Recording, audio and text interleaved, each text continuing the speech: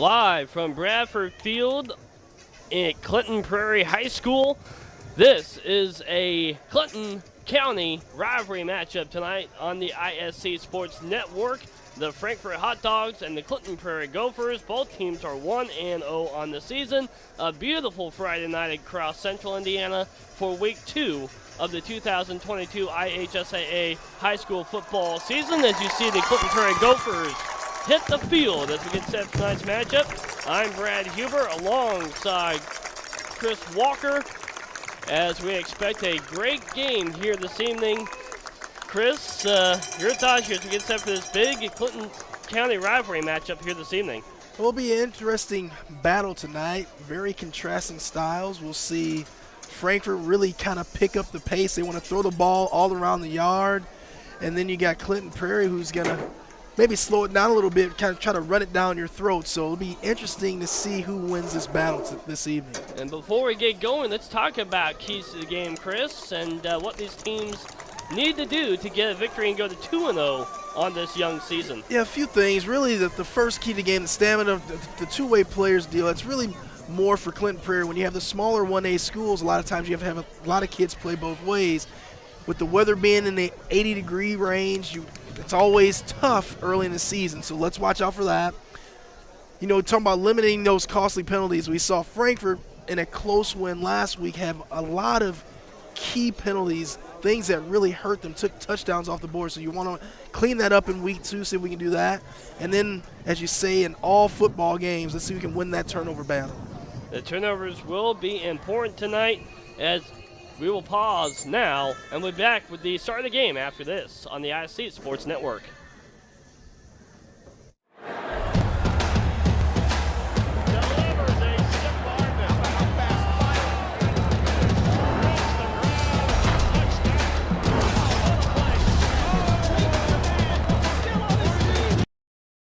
Many communities in rural America are often overlooked as underserved.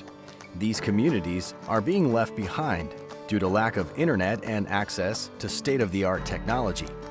That's why Mulberry Telecommunications provides rural broadband services and technology and is growing their presence in north central Indiana. Because every community deserves infrastructure and beyond. To learn more, contact us today. The ISC Sports Network is your home for sports content across the Hoosier State. Find us live on TV and streaming or archived on our website and our app.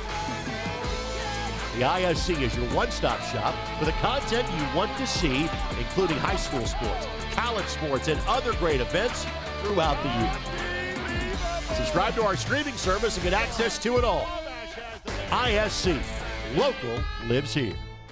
High school sports fans, welcome back to Game Time, to pure spirits, to pure sports. Welcome back to high school sports. Fans, I'm IHSAA Commissioner Paul Knighty, and I just want to say, welcome back. This is Game Time. This is Indiana high school sports. This is your IHSAA. Ball here. Harris scores. With 19 seconds remaining. Fake players, big boy. I'm telling you right now, that's awesome. I love it. Has to finish. You get a layup, take it, and an and one. Out of here.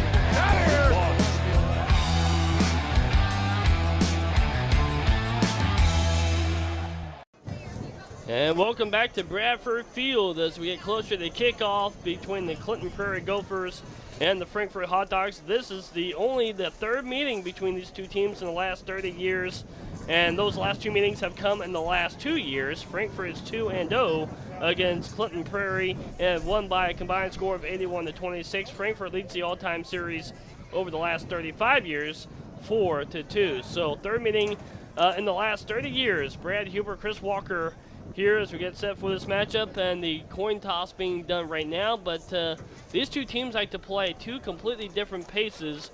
Frankfurt likes to get the ball up and down the field, kind of the hurry up. Clinton Prairie likes to slow things down and run that clock a little bit in between plays.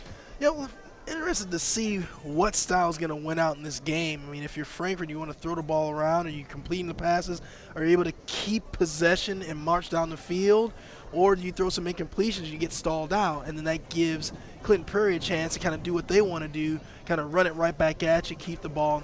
So this will be interesting to see who wins out this evening. If this were a basketball game, Frankfurt would be running the ball up and down the floor. Clinton Prairie kind of walking it up and trying to slow the pace down. So it'll be interesting to see how this plays out. The coaches, Frankfurt Hot Dogs, James Byers, 8-32 in his 5th year at Frankfurt, 11-49 in his 7th year overall.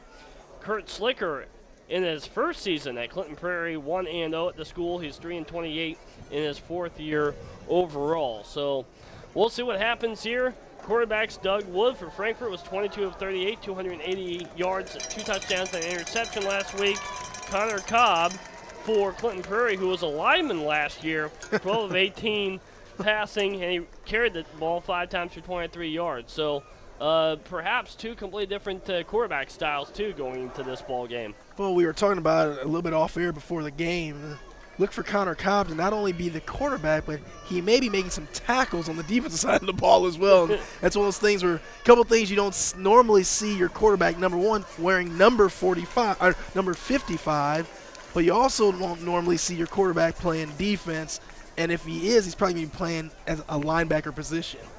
Well, he did have 8 tackles total last week, 5 solos. So Frankfurt getting set to boot the football. They will kick the ball. Clinton Prairie will get it to begin the game as we get set to go here on a gorgeous Friday night across Central Indiana. We're glad you're with us here on the ISC Sports Network as we are set to go in this Clinton County rivalry here in Clinton County, Indiana, as the kick is an onside kick there. Yes.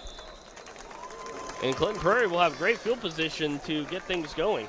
Yeah, Frankfurt tried to surprise Clinton Prairie, and I think Clinton Prairie did really good in the film study, and they knew they were going to try that, and they jumped on it, so they're going to start, like you said, with really good field position here. And 2 running backs did get hurt for Clinton Prairie, Seth Whitlock and Stephen Dunford. 1 on the second possession of the game last week, 1 in practice this week. So we'll see.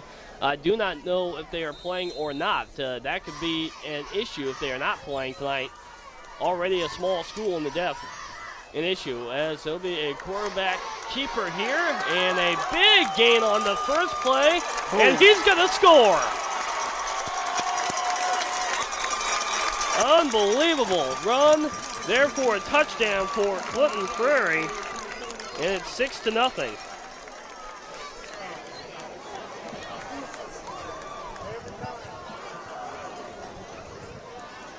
Just a tremendous play, just a direct snap to the quarterback, and he runs it all the way down the left sideline, untouched.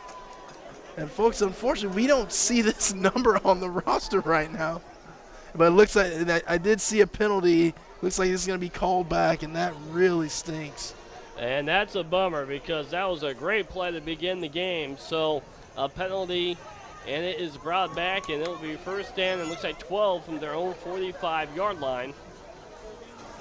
Normally the quarterback is Connor Cobb, number 55 for Clinton Prairie. He is not in the quarterback position at this moment, and on the rosters we don't have a number 28. So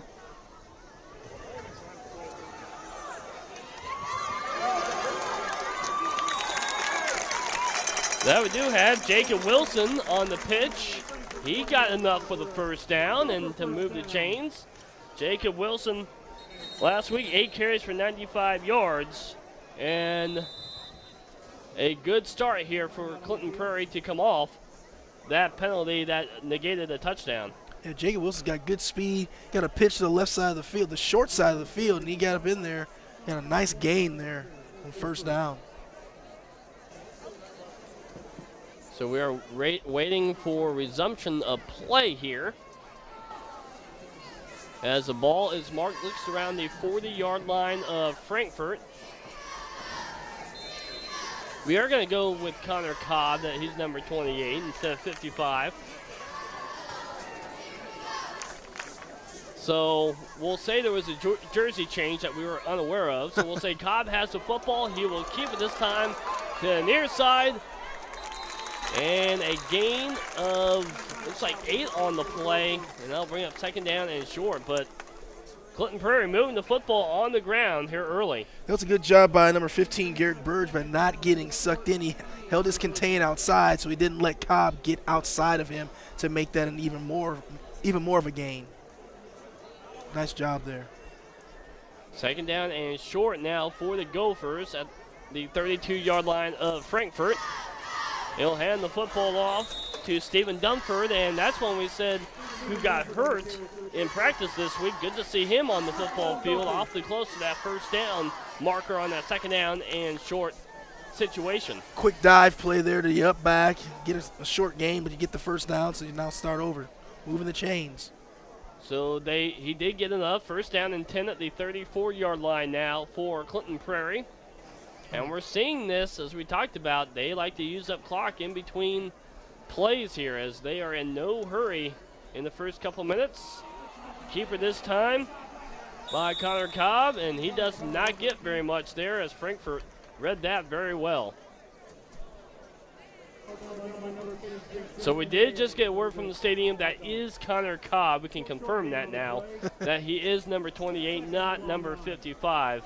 Like we have on our roster. So that's some kind of number change after the first game.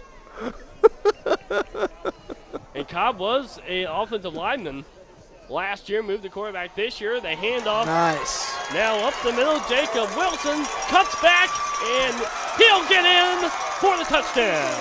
Wow. Impressive run there by Jacob Wilson, kind of zigging and zagging through the middle of the field to get in that end zone. Very nicely done by Clinton Prairie. And a replay here. Jacob Wilson breaks a couple of tackles, cuts back, gets in the end zone. Fantastic run there by Jacob Wilson, the junior for Clinton Prairie. And let's see what they decide to do. Looks like they'll go for 2, as you see a lot of small schools do, because they don't really have a kicking game. So Connor Cobb back onto the field in the shotgun. He will look to throw. Oh, he's got him. Wide open, caught for the 2-point conversion, Caden Davis. And it's 8-0 now in favor of the Gophers. We'll take a break and come back for Frankfurt's first possession of the football game in a moment here on the ISC Sports Network. Finding affordable, quality reproductive health care isn't always easy. Did you know that there is now a family planning and reproductive health clinic in our area that is income-based? Services include Pap tests, breast cancer screenings, pregnancy tests, sexually transmitted infection and HIV testing, same-day birth control placement, filled prescriptions, and free condoms. Services are on an income-based sliding scale. Visit 1234 Rossville Avenue or call 659-6063 for more information or to schedule an appointment. And welcome back here to Bradford Field at Clinton Prairie High School, and the Gophers score quickly. Their first possession, 2 minutes and 36 seconds, a 30-yard run by Jacob Wilson, and then Connor Cobb to Kane Davis for the 2-point conversion to get out to a quick 8-0 lead. Good start as they look to try to get their first win in the resumption of this series over Frankfurt. Really impressive drive there by Clinton Prairie. And remember, the opening play of the game was called back. That was a long run by Connor Cobb. And so they regrouped and went right back down the field, no problem. Now Frankfurt on the kick return, gets it to about the 40-yard line. And that is Rolando Castillo, the sophomore. And now we'll see Doug Wood, the quarterback for Frankfurt. He was 22 of 38, 280 yards, 2 touchdowns, and interception passing, 11 carries for 84 yards last week. And we'll see if Frankfurt likes to go in the hurry up here and see what their offensive flow looks like.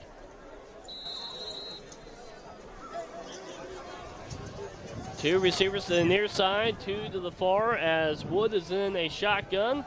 He will look to throw, and it is caught. That is number 14, Jacob Burns. I'm telling you right now, Brad, this offense is going to be fun to watch. Just from that first play, kind of the route concept. You had Perry going deep there. Looked like he got off the line really well. And then you had Burns drop down right under him with the out pattern. This is going to be a fun offense to watch all evening.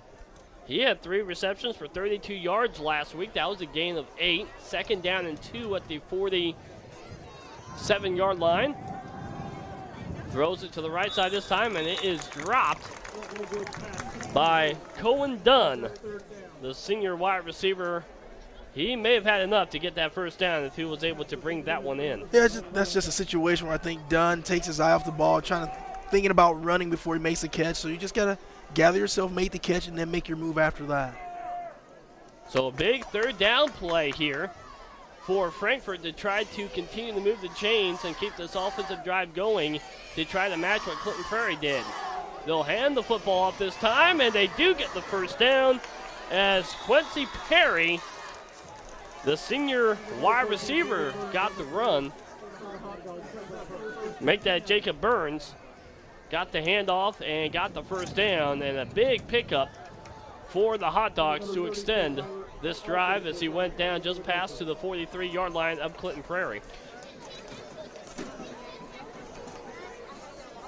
And the quick offense again. This time they fumbled, but they recover as that one was to Perry and recovered by number 58 for Frankfurt. I think that looked like an incomplete pass to me. Burns Perry never really corralled that ball, tried to take off too soon. Looks like they did rule it. Well, no, the clock is running, so it looks like they did rule it a fumble. Yeah. Wood in the shotgun again.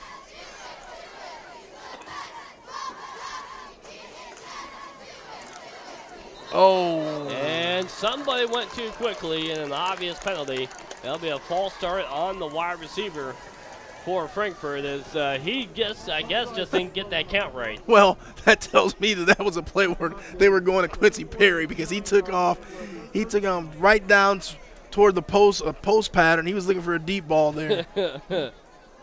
So 3rd down and 16 now at the 49-yard line of Clinton Prairie. If you're Frankfurt, you just got to try to get half of this back and make it a manageable 3rd down situation. Takes a snap is Wood. He will keep it, and he will get hit and dropped for a sack. And now it's a 3rd down, a very long situation here for Frankfurt, and Clinton Prairie looking to get off the field and get the football right back. Nice play there by Landon Hughes in the middle of the field. Interesting fact about Landon Hughes, his coach told me he has the highest GPA out of anybody on this football team for Clinton Prairie. Nice. So 3rd down, about 16, as Wood throws it, and it's incomplete over the head of Caden Jarman. And they will be forced to punt, and Clinton Prairie will get the ball right back. It's a big-time stop by Clinton Prairie. They come out, put pressure on them right away on offense, come out in the first series for Frankfurt. They stop them defensively. Now if you're Clinton Prairie, you're trying to get that ball back and march right back down the field, go up 2 scores. And that could be huge here for Clinton Prairie, who has not beaten Frankfurt in 2 tries since this series resumed a couple of years ago between these 2 teams. So hit. Oh, it's a fake punt. And it won't be anywhere close as that was Jacob Burns as he gained about 4 there. And Clinton Prairie, they'll get the football at the 47-yard line. That's about where they had it to begin their first possession just a bit earlier. Yeah, I don't like that play at all right there. I mean, these guys just showed you they can go right down the field on you, and you give them good field position again. Let's see what they do. So 1st and 10 now for Clinton Prairie at their own 47-yard line. And we see Connor Cobb back out there as we are approaching the midway point of quarter number 1. And a whistle. And it looks like an official's timeout here before we begin the Gophers' second possession. Connor Cobb's got good size back there. Really looks like he has good command of his offense. Team seems to really rally around him. Good-looking young player. Connor Cobb First year playing quarterback for this Gopher football team. Under first-year head coach Kurt Slicker. Raymond Jones was the quarterback the last 4 seasons for Clinton Prairie. So Coach Slicker decided to make the change involving Connor Cobb, the quarterback. Looks to be a good move so far.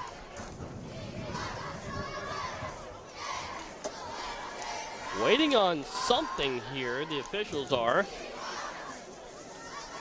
Maybe something with the clock. You see him kind of looking up in the press box area, a couple of the coaches.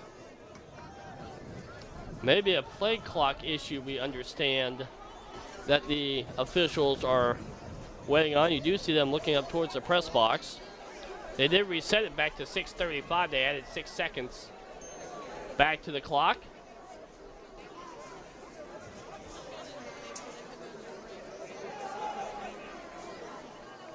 Now we're set to go for the first play of the second possession for Clinton Prairie.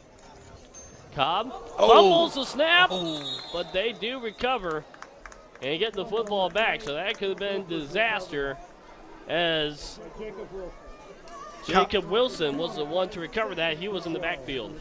Cobb just fumbled the snap. Wilson was able to jump on that to retain possession for his team. It was only a loss of 2, so it wasn't a real big loss there, and obviously prevented Frankfurt from getting the football back in Clinton Prairie territory. Now Cobb is under center.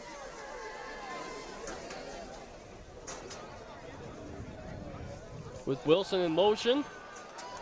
And he will toss it to Wilson. Wow. And a good little screen play across midfield to the 47 of Frankfurt.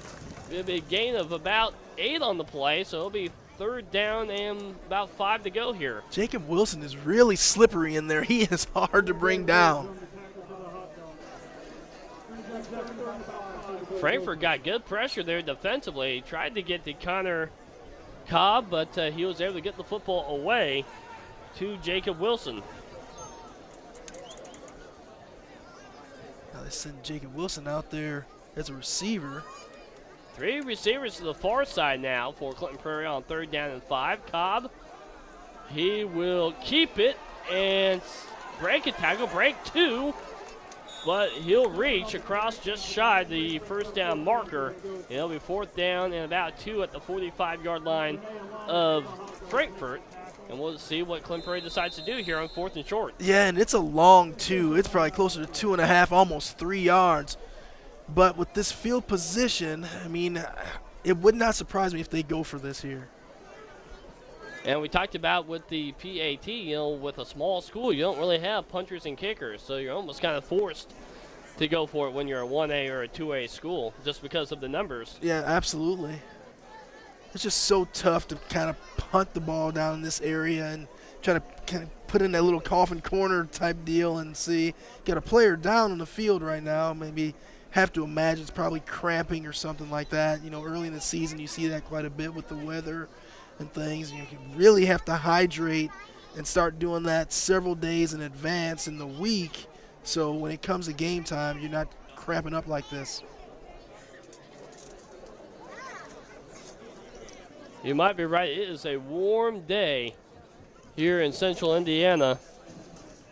As we want to thank one of our sponsors, Healthy Communities of Clinton County Coalition was formed in 2006 as a partnership of healthcare providers, service care providers, educators, and community leaders who are interested in addressing issues of health in the Clinton County community. Now, over 15 years later, the coalition is still committed to making permanent changes by encouraging policy, system, and environmental changes with the desire to always make the healthy choice the easy choice. For more information, visit healthyclintoncounty.org.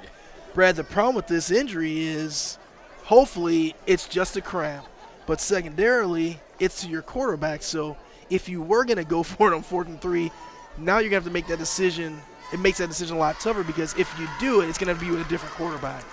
And it would almost have to be a wildcat formation. It Correct. looks like Jacob Wilson, he's in the backfield. Oh my they got goodness. Frankfurt to jump. Oh. Stephen Dunford looks to be in the quarterback position now. He is a running back and wide receiver, number 5, but a great hard count there. And Frankfurt just gave Clinton Prairie the first down. Well, my producer before the game, the former Frankfurt hot dog, gave us some tips. He saw the Frankfurt's game last week, and he said it was pretty sloppy. He said they're pretty good, but they were pretty sloppy. And I don't think, so far, it doesn't look like they've cleaned much up from week 1. So we'll see. Still early season football. It's still August here across the state. Yeah. So I'm sure we'll see that cleaned up throughout the season. But in the quarterback, Stephen Dunford now for Clinton Prairie. He can't handle the snap, but they do recover it. Jacob Wilson once again saves the day for Clinton Prairie and jumps on the football. They do lose about 6 on the play, but more importantly, they keep possession of the football. Johnny on the spot, Jacob Wilson. He saved him 2 times here. They got to get that shotgun snap corralled here. So 2nd down and 16. The ball marked the 46-yard line of Frankfurt. Really hope Cobb is not hurt. Hope it is a cramp he's dealing with. Hopefully we'll see him back in the game as they hand the football off now to Jacob Wilson. And he got the first down and more across the 30-yard line down to the 28, a gain of 18. And good enough for a Gopher first down. Boy, that was huge. A huge run by Jacob Wilson, the junior running back. He's a heck of a football player. Takes that ball right up the middle, no fear, gets a lot of yards, gets his team a first down. Move those chains, and now you can start over. Ball spotted inside the 30-yard line. And we have a whistle now. 3:40 to go in the first quarter of play. Clinton Prairie leads 8-0. I like that timeout call. It looks like Coach Slicker called that timeout. I saw Jacob Wilson run off the field, and I don't think right now you want a possession where you have both Wilson and Cobb off the field. So I like this timeout call by Clinton Prairie. And we'll have to wait and see what the situation is with Connor Cobb. But, you know, if Connor Cobb is out of the game, that almost takes away the entire possibility of an air attack by Clinton Prairie. Well, you would think so, but it's not only that. I mean, you lose him defensively as well. So, again, let's just hope it's a cramp, and that's all he's dealing with. Get him some fluids, do whatever you need to do to get him back on the football field. Perhaps this timeout can buy some time in that department to get Cobb back onto the football field. You know, the other thing, too, I wonder, we saw in our game last week, early in the season with the weather being what it is, a couple times during the game we saw the refs call kind of a timeout just for a water break, right? So to get these guys hydrated, get some fluids in them. That's a possibility. I remember my senior year at Carmel High School, they played Cathedral on ESPN. It was about 92 degrees outside on that Saturday afternoon. Obviously a lot of water breaks in that one. It's about upper 70s, low 80s tonight here in central Indiana, as it will be a throw by Dunford to the end zone. It's caught for the touchdown to Caden Davis, the junior wide receiver, who starts on the basketball team and now is 14-0. So just as I talked about the elimination of an air attack, that's what they go to, and it leads to a touchdown. You know, it wasn't anything fancy. Caden Davis just took off and ran straight down the field on a fly pattern, and they throw the ball up to him, call for a touchdown. Very nicely done there. Dunford throws a touchdown pass, and it makes the score 14-0. Caden Davis hit a touchdown catch. He caught the two-point conversion just a little bit earlier. They are going to go again for 2 with Wilson in the backfield. Takes a snap, is Dunford. He will roll to the right. He'll keep it. And he is close. He gets in. He dives in. So Stephen Dunford makes it a 16-0 lead for the Cougars with 3:32 to go in the first quarter to make it the Gophers for Clinton Prairie. And you could not have asked for a better start for the Gophers of Clinton Prairie here in this ball game. No kidding. Not only had it been a great start, but this drive you did pretty much without your starting quarterback. So Clinton Prairie really, Coach Kurt Schlicker has really got these guys primed and ready for this matchup against their local rival. And so Frankfurt will need to get something going on this offensive possession to try to prevent this game from becoming lopsided. Frankfurt does lead the series 4-2, and this is the third meeting in the last 30 years, so this would be momentum and huge for Clinton Prairie if they can find a way to get the win here tonight. Brad, you could not have said that any better. Frankfurt has to get some points on the board. I don't care if it's only 3 points, but they have to do something positive with this offensive possession because they can't afford to go 3 and out and get that ball back to Clinton Prairie. So Clinton Prairie getting set to kick it back off to the Hot Dogs of Frankfurt. And the big guy who does so, that is number 72. And the return now to around the 40-yard line for the Hot Dogs. That's where they will start with 3:24 to go and their second offensive possession of this game for Frankfurt. Kind of laughing at, we don't have a name for a number 72, but you normally don't see a big defensive lineman as your kicker, man, and he pounds the ball. Gotta love smaller 1A and 2A schools where you see all kinds of things. I know. I love it. I love it. Players playing offense, defense, special teams. Yep. As now Doug Wood back to quarterback in a shotgun for the Hot Dogs. He will hand the football off to Jacob Burns across the right side. And a good run there, close to the first down marker and the midfield stripe where the first down marker is located. He did go out of bounds, so we'll give him about 6 on the play up to the 46-yard line. It's very well blocked by the receivers out there, giving Jacob Burns an opportunity to pick up right at about 10, 11 yards. Nice first play of the drive there for Frankfurt.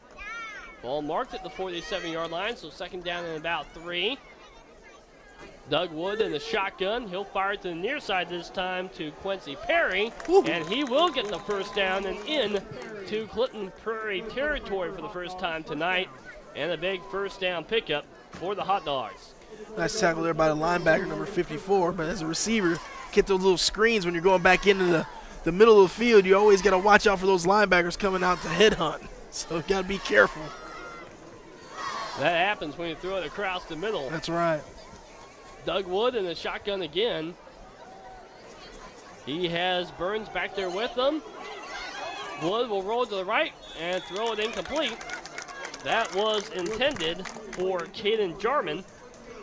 And it will be second down and 10 for Frankfurt. 2:54 to go in the opening quarter. Give number 2, Colby Richardson, a lot of credit on that play. He broke that play because he got pressure immediately on Doug Wood. He was in the backfield right away, and that messed everything up from that play. As a defense, you always love to see the quarterback run for his life. Absolutely. And that's what your job is to do as a defensive lineman. Doug Wood in the shotgun, second down and 10 at the 48-yard line of Clinton Prairie. He will look to throw. He'll roll to the right this time. There's a flag down. The pass was complete to Quincy Perry, but we'll have to wait and see what this flag is all about in the backfield. It looks like they wanted to go with a little quick screen originally to Perry on the near side of the field, but that was broken up. And so I wonder if we get lineman downfield or something. Let's see what this flag is. But once again, Frankfurt is shooting themselves in the foot with some of the sloppy play. A discussion here between referees, and one of the indications we have is the team walking backwards. We have not seen that yet. No, we haven't. They are right at the midfield stripe. Yeah, it's going to be against Frankfurt, it appears. Waiting for the signal. Now Frankfurt starts to walk backwards. Haven't seen the signal yet.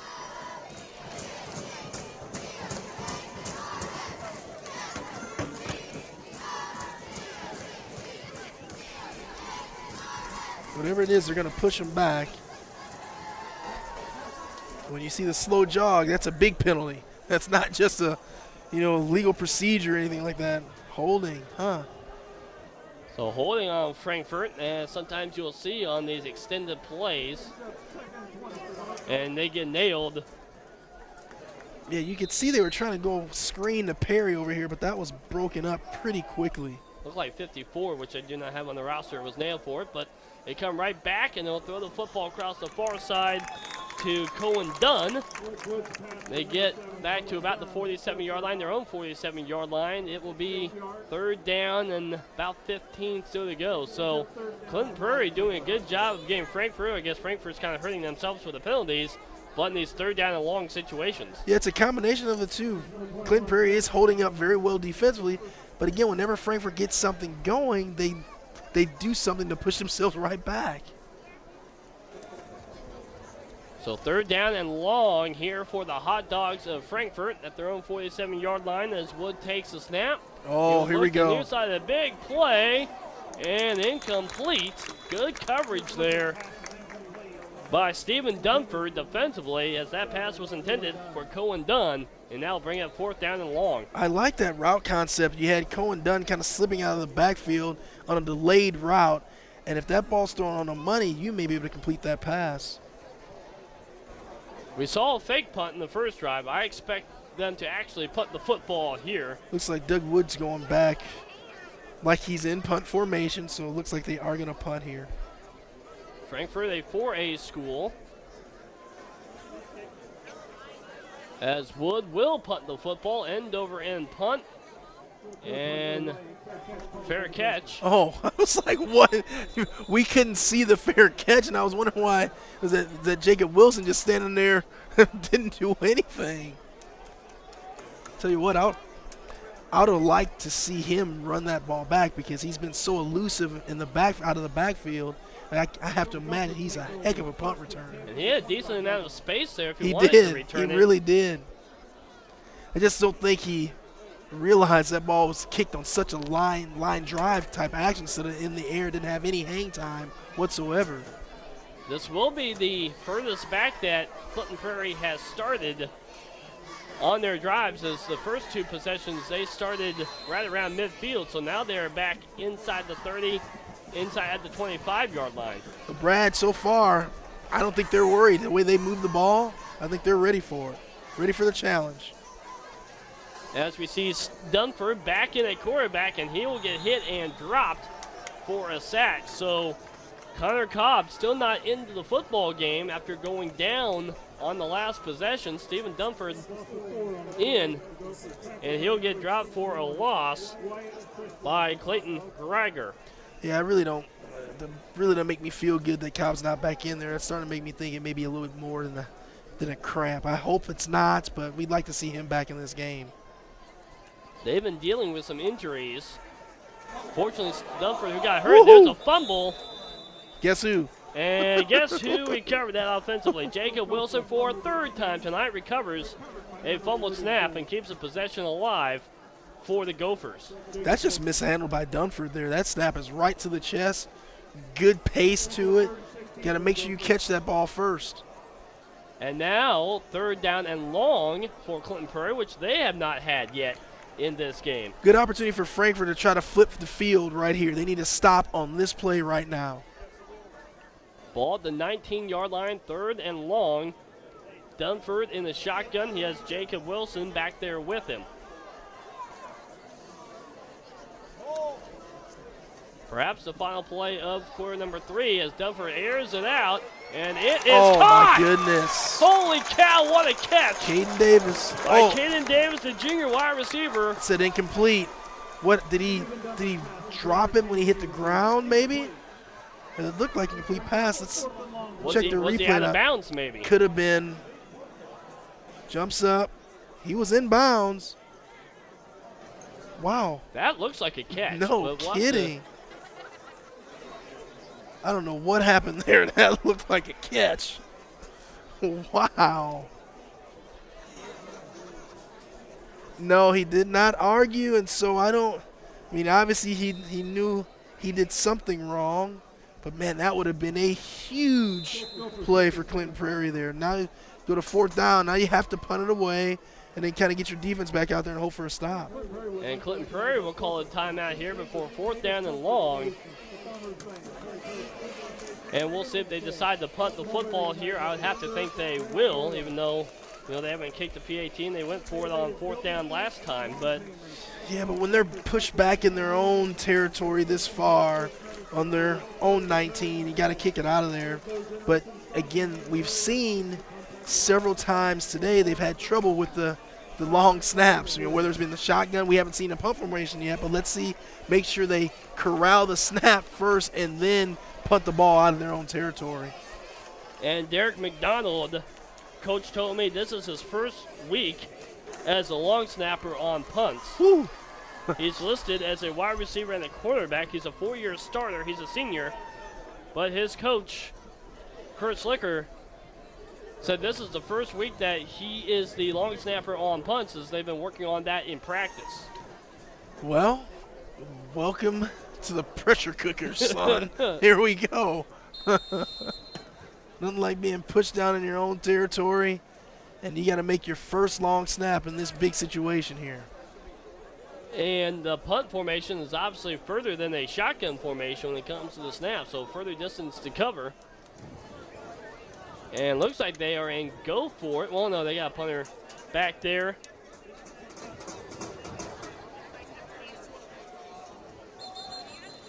Another whistle. Another whistle. Delay of game. Ooh, that does not help. That will push them back to the 14-yard line. 4th and 21 coming up for the Gophers. That's one thing you never like to see coming out of the timeout is a delay of game. I just don't understand how that happens, right? That should never happen. Oh. The punt gets away, though. It's not a bad one. Wonder is there going to be a flag? It looked like some contact at the punter. No flags. A 30-yard punt. And Frankfurt will take over in their best field position of the game at the 44-yard line of Clinton Prairie. And we'll see one more play here before the end of the first quarter. But, yeah, they did get pressure on the punter. Yeah, right through the middle. You hate to see that when you're the punter back there, that's for sure. He was just lucky to get that one off. Absolutely. Frankfurt has to do something here. You got to get some positive plays. Doug Wood in the shotgun. Have to imagine this may be the final play of quarter number 1. As he will roll to the left this time. Fire it. It is caught and out of bounds. That was Quincy Perry on the near sideline. Perry's got the braids coming out of the helmet. Long, slender build with the orange gloves, orange shoes. Got a little swag out there. He kind of towers over everybody. He's a 6'2 senior. He does. Ball marked at the 34-yard line of Clinton Prairie. This for sure will be the final play of the first quarter. As he'll hand the football off to Jacob Burns, and he'll have nothing, get hit. In the backfield, they'll bring up 3rd down and long. When we come back after this first quarter play, 6:35, but we had 3 seconds to go a moment ago, so I assume that's the end of the first quarter.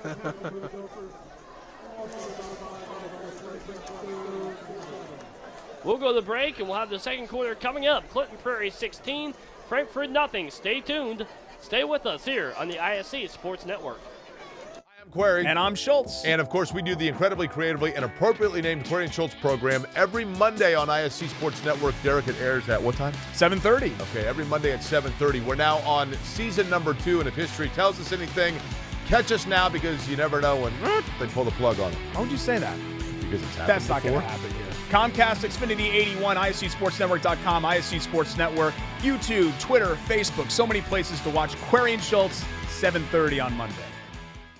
Your life is on the go. Now your viewing habits can be on the go.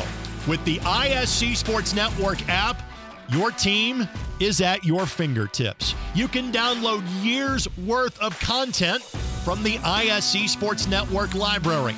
High school, college, special events, weekly and monthly shows, wherever you find your favorite app. And you can always find out more information at iscsportsnetwork.com. And welcome back here to Bradford Field, the home of the Clinton Prairie Gophers. Brad Huber, Chris Walker with you on the ISC Sports Network.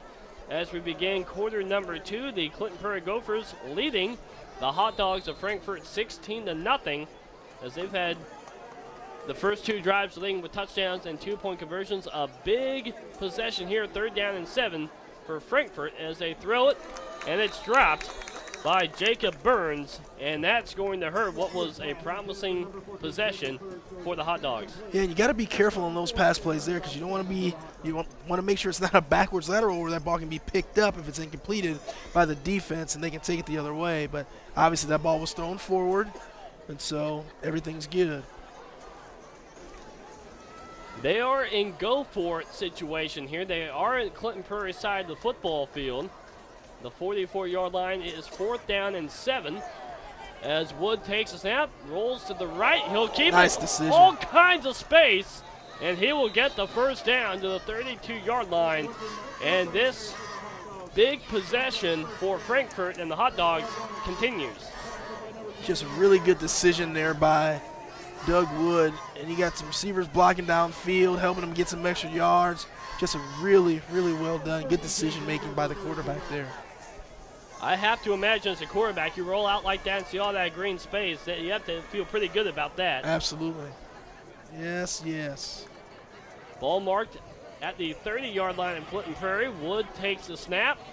He will get hit and dropped in the backfield, and a sack for Clinton Prairie. And unfortunately, we don't have a name for number 54 because he's been making all kinds of plays on the football field, so I'd love to give the young man credit, but it looked like Wood was trying to go up top to Perry, and I'm telling you, if he had one more second, he was going to loft that ball up to Perry, and that was going to be a touchdown for Frankfurt. And unlike the last play when you had a good feeling as a quarterback, you turn around and you see that lineman coming, a complete opposite feeling. Yes, it is. Duck and cover. 2nd down and 18 at the 39-yard line. This pass to the left side to Quincy Perry.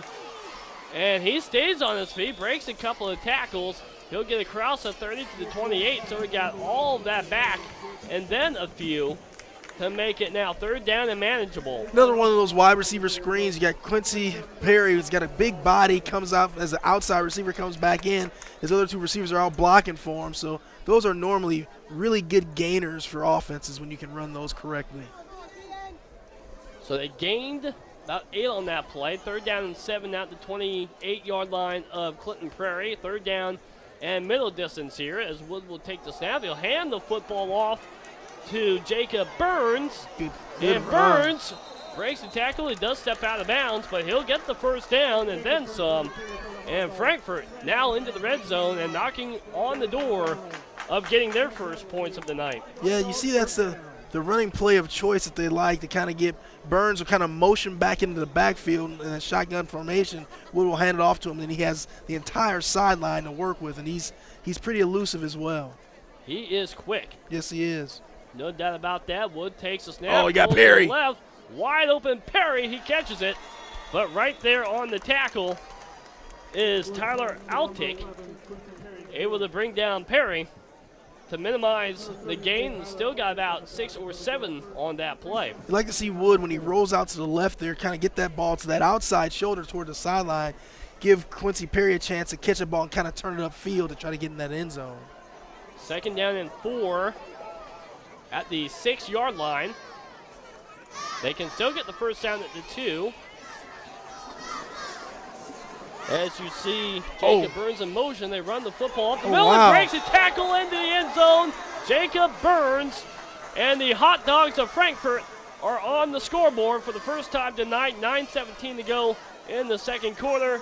And a great run there by the senior running back, Jacob Burns. Yeah, just had a couple missed tackles in there. You thought Jacob Burns was going to be tackled short of the end zone, but he just kept his feet moving, and he got himself a touchdown. We'll see what they decide to do here. I have to imagine they are going to go for the 2-point conversion. Absolutely. I mean, you got to try to make up some of these points. As Wood takes a snap, he'll fire left side. It is caught by, I believe he's short. Oh, no, it got in. Perry. So that was Quincy Perry. Just enough to get across the goal line and out 16-8 in favor of the Gophers. And we have a ball game now here at Clinton Prairie High School. We'll take a timeout and be back for more of this Clinton County rivalry when we come back on the IHSAA Sports Network. Many communities in rural America are often overlooked as underserved.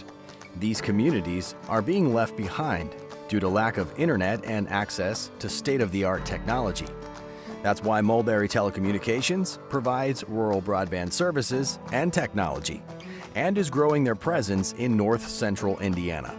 Because every community deserves infrastructure and beyond. To learn more, contact us today. And welcome back to Bradford Field, the home of the Clinton Prairie Gophers, as Frankfurt Hot Dogs just got on the scoreboard to make it 16-8. And they are set to kick it back off to Clinton Prairie, but a huge possession there by Frankfurt to get on the scoreboard. Yeah, it is. And now the fun starts, right? If you're Clinton Prairie, now you got to work, and most likely it's going to be without your starting quarterback. Let's see if you can kind of regroup, get back under control, and move the football this possession. And we did get the name number 54 for Clinton Prairie's making some plays. Yes, he has. That is Logan Kirshner, who had that big sack on Doug Wood a little bit earlier and has made some other big tackles as Frankfurt tried the onside kick, and now Clinton Prairie will take over at their own 45-yard line. That's tough for me to be okay with that play. I mean, that's when you'd like to see your kicker boot that ball down the field and give your defense a chance to breathe and make Clinton Prairie have to go a long way down the field.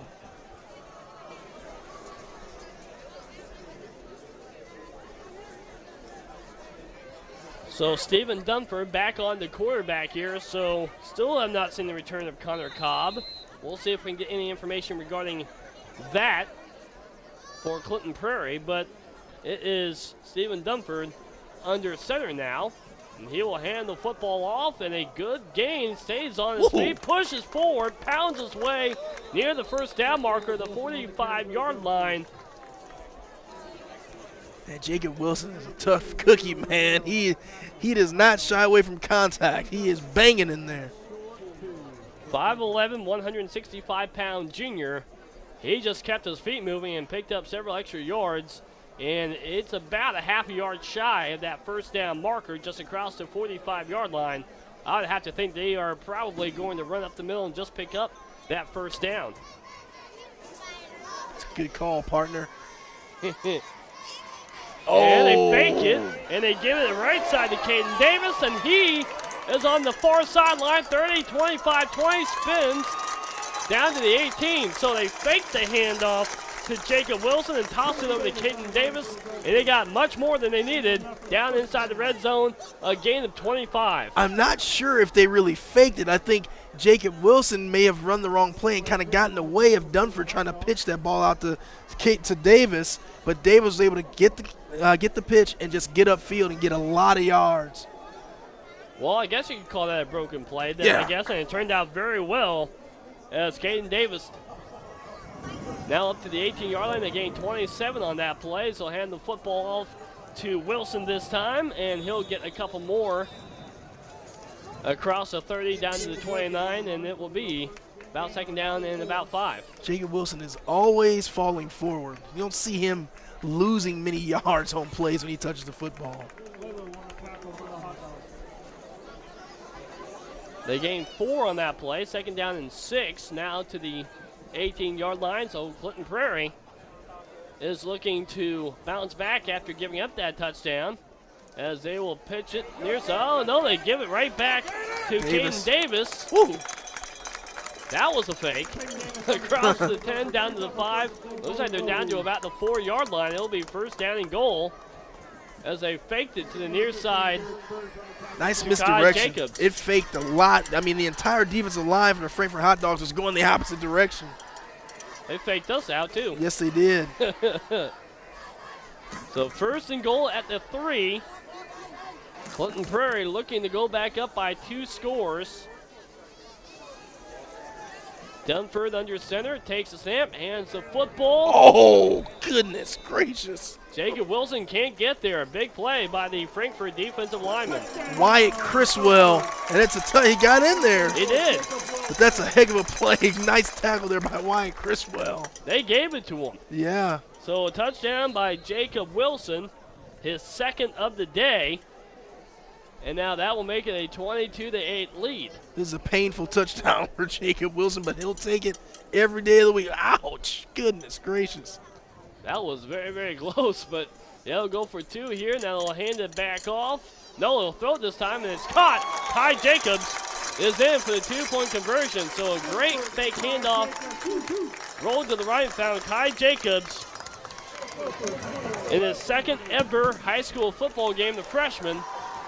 And it's now 24-8 in favor of the Gophers of Clinton Prairie.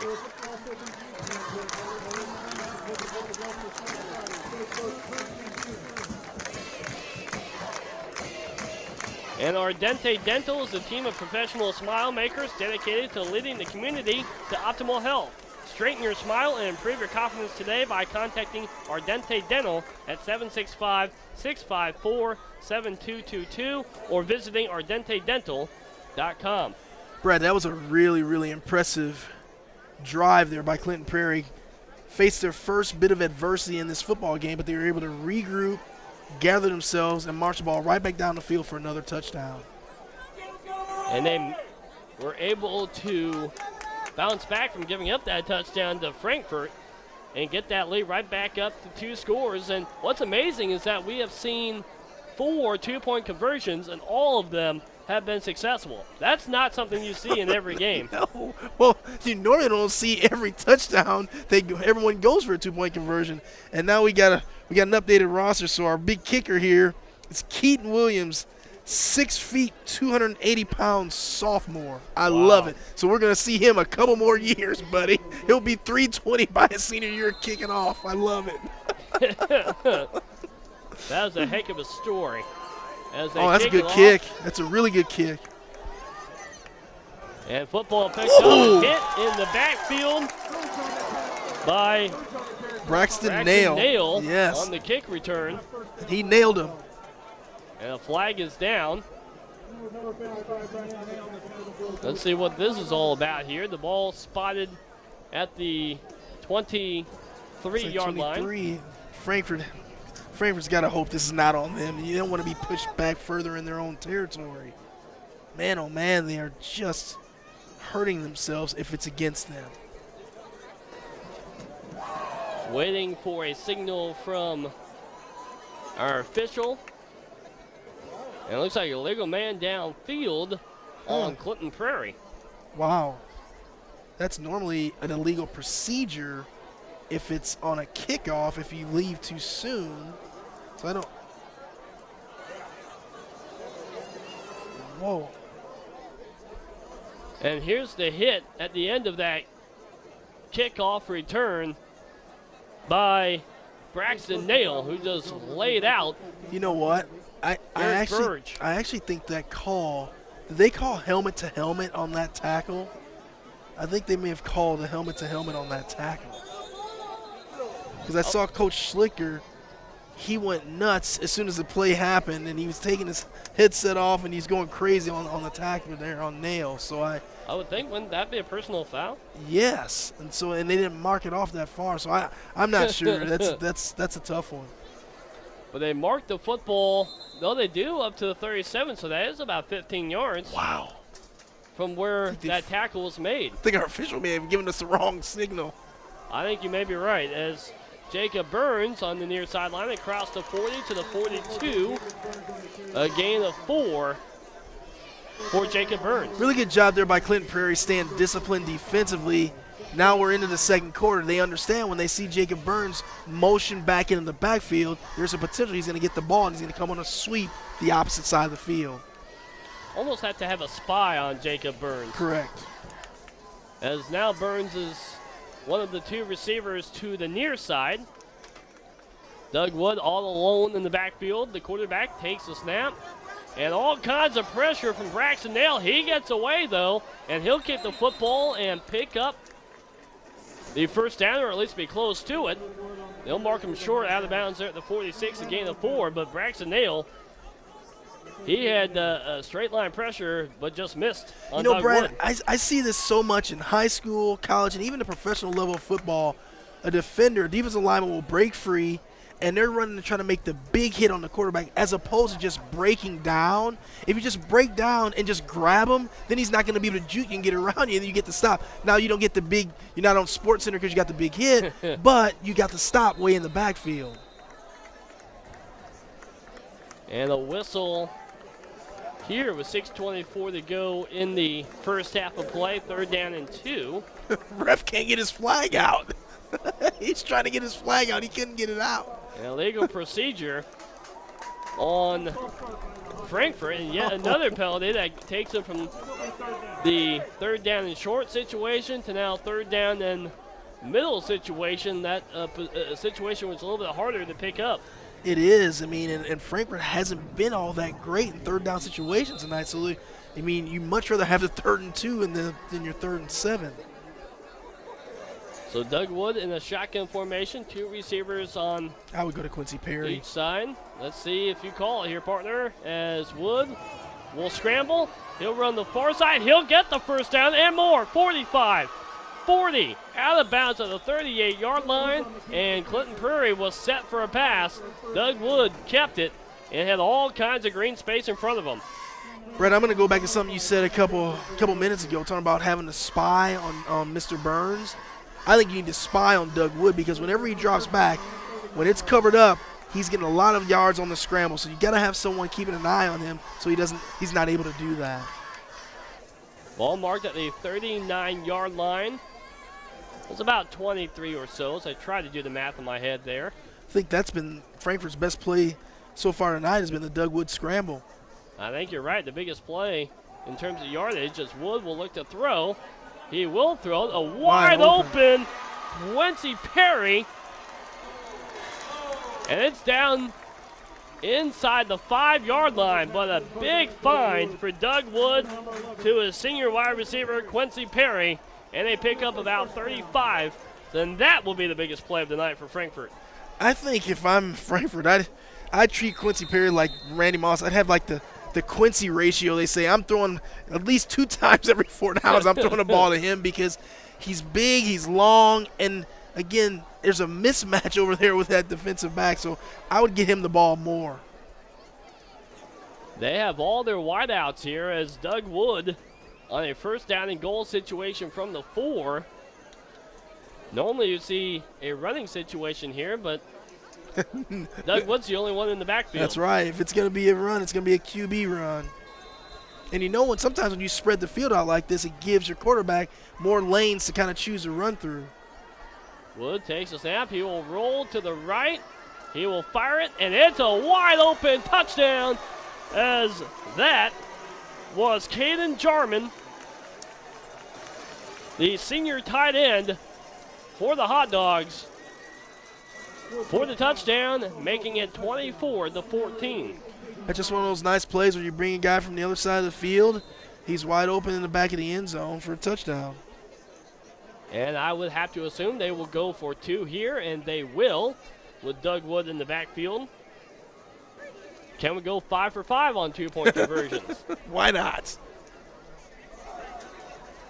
Wood will shovel past it, and that's the first incompletion, or the first failure of a 2-point conversion in this game, as we are now 4 for 5, and it remains 24-14 with 5:44 to go in the first half, looking for Nelson. Well, here we go again, Clinton Prairie. Can you answer the score by Frankfurt? And that's a big defensive play, too, for Clinton Prairie. That keeps it at a 2-possession game instead of having it right back at a 1-score and 2-point possession ball game. Yeah, it's great when you're going for 2-point conversion, you're converting on those, but when you stop getting them, that makes it even tougher to mount your comeback.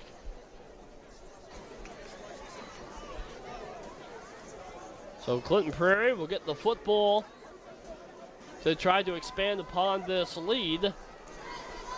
With 5:44 to go in the first half of play. Tell you something I've noticed in this game. I mean, after kind of changing possessions or scores or whatever, Frankfurt does not waste any time. They have their special teams on the field right away, and they're ready to get the ball rolling.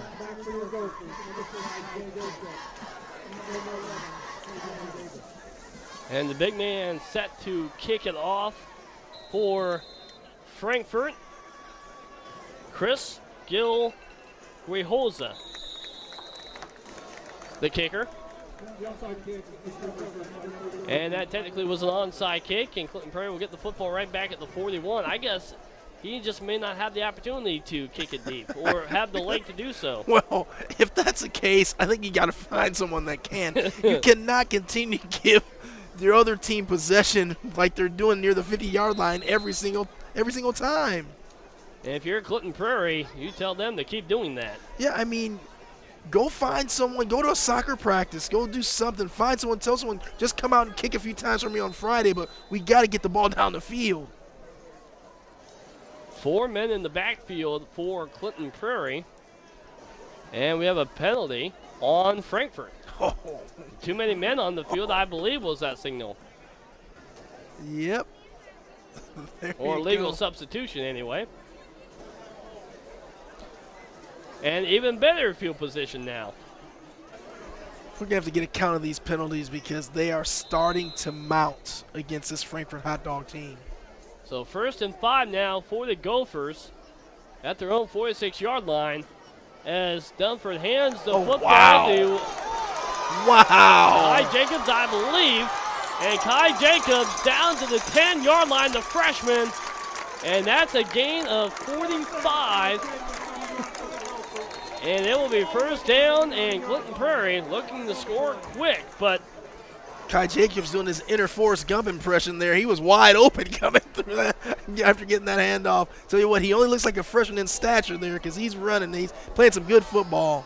And a penalty on the play. There's nothing worse when you've players just run that ball. That happens, man. Oh, that hurts. Clinton Prairie did have a touchdown wiped off the board earlier because of a penalty, a holding penalty. And we have the same thing here. And then we'll bring the football back to their own 44-yard line. Only a loss of 3 in terms of the penalty is concerned. So the penalty obviously was down the field a little bit. So 2nd down and 7. And the football off to get the first down. That is Jacob Wilson. And he'll get the first down to the 41-yard line of Frankfurt. And the junior running back, a big play there to come back from that negated Kai Jacobs run and pick up the first down. That's my player of the game thus far, man. He is impressive. I mean, he is a hard-nosed football player. I would tend to agree with you. He's got 2 touchdowns, both on runs so far in this game. Dunford under center, takes a snap. He'll give it back to Jacobs. Jacobs will get hit and dropped at the 39-yard line. Yep. That was the same play that Kai Jacobs ran that for that long touchdown, or wasn't touchdown, but the long gainer there. Try to go back to it. Frankfurt was there.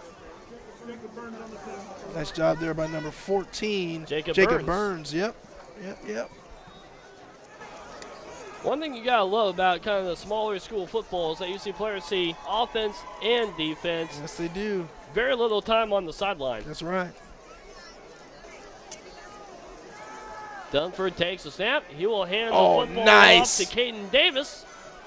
He will break a couple of tackles and pick up the first down across the 30 to the 27-yard line, a gain of 14. Good job by number 21 receiver Derek McDonald out wide, kind of holding and staying with his block to give Dunford a little bit more running room.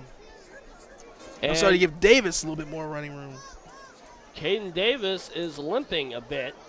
Can't have that, buddy. We just saw injury starting them out for this Clinton Prairie team. He does stay in the game, but he was hobbling a little bit, getting back to the line of scrimmage. See if they try to get Jacob Wilson to the wide side of the field here and let him work. Dunford takes a snap, hands the football again to Wilson. There and it he is. will pound it forward, break a couple more tackles to the 16-yard line. A gain of about 5 or 6 there, but Jacob Wilson He's got a lot of strength there, and he's able to break several tackles. Yeah, kind of play right up the middle, and he breaks it out to the wide side of the field. Like I said, I mean, when you get a lot of open space out there with him, I mean, he's hard to bring down. He's impressive. A 5'11", 165-pound junior. Yeah, he plays like he's 180 out there. He's tough to bring down. And the football off to Wilson again. All kinds of room, and he'll pound his way to the end zone. Wow. His third touchdown of the night. And Chris, I don't know if I can see any other player that could be the player of the game this evening already. No, he's just been really impressive. It's just like I said earlier, man, he doesn't shy away from the contact. He can run away from it. He'll run through you if he needs to. He does whatever it takes to get that ball in the end zone. Really impressive. And they will go for two here. They try to make it a 32-14 game. They lead 30-14 right now. 3:22 to go in the first half. Clinton Prairie is in complete control of this football game. And I'm trying to remember, did Clinton Prairie, did they kick off to start the game? Did they get the ball back, I believe, in the second half? Clinton Prairie had the football, okay, I believe, the gotcha. first possession. That's right. Frankfurt You're right. kicked. That's right. Correct. And then, yeah, Clinton Prairie got on the scoreboard there. Yep, quickly, right away. so. Right away. Sure did. This is a big play here coming up. I have to imagine not see who called the timeout, but Frankfurt needs to stop this two-point conversion or else it becomes a three-possession game. That's correct. Got to get a stop here. And with only about 3 minutes and 20 seconds to go until halftime, Frankfurt needs to find a way to change that momentum, get a stop here, and then try to get a quick score before the end of the first half, and then they'll get the football right back. And, folks, don't forget, give Clinton Prairie a ton of credit. They're doing this without their starting quarterback on the field. I mean, he was hurt early in the first quarter, and so this has been a really impressive performance by Mr. Dunford leading this offense the way he has. And like I said, Jacob Wilson has just been too much for the Frankfurt Hot Dogs. And so the two-point conversion upcoming here. Stephen Dunford under center. He will pitch it to Jacobs, who will get in. Kai Jacobs. That's his second two-point conversion of the night. And that makes it a three-possession game now at 32-14 with just over 3 minutes to go in this first half of play. Coach Slicker's really got these guys going in his first year at the helm. These guys look really good, really good. Doesn't look like a 1A school to me. They do not. They are beating their county rivals. Frankfurt, obviously a bigger school, 4A. And this is the third meeting since the resumption of the series. Frankfurt had clobbered Clinton Prairie 81-26 combined in those first two games the last 2 years. Clinton Prairie has beaten Frankfurt, but it has not been since the 80s. Well, Clinton Prairie's trying to make up a lot of that deficit back in this one night. So, here's my guy. Here's my guy, Keaton Williams. Keaton Williams will set the kick. And unlike Frankfurt, we have seen him kick it deep. Yes. There's no onside kick in that body by Keaton Williams. He's trying to push that thing way out in the field, man.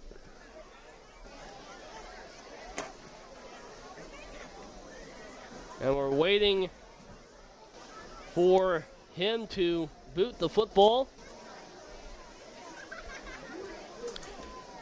Brad, we said it a couple times in this game already, but this is a huge, huge, huge possession for Frankfurt. They come down here, get a score, get the ball back in the second half, get another score, we have a different ball game.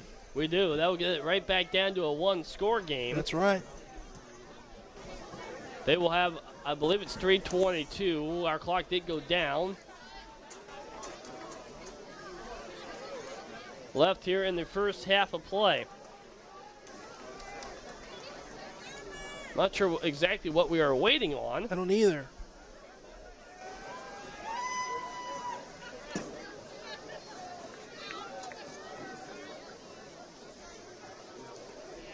Waiting on the whistle to begin play. Something's going on. Hear the fans getting anxious. Come on, ref.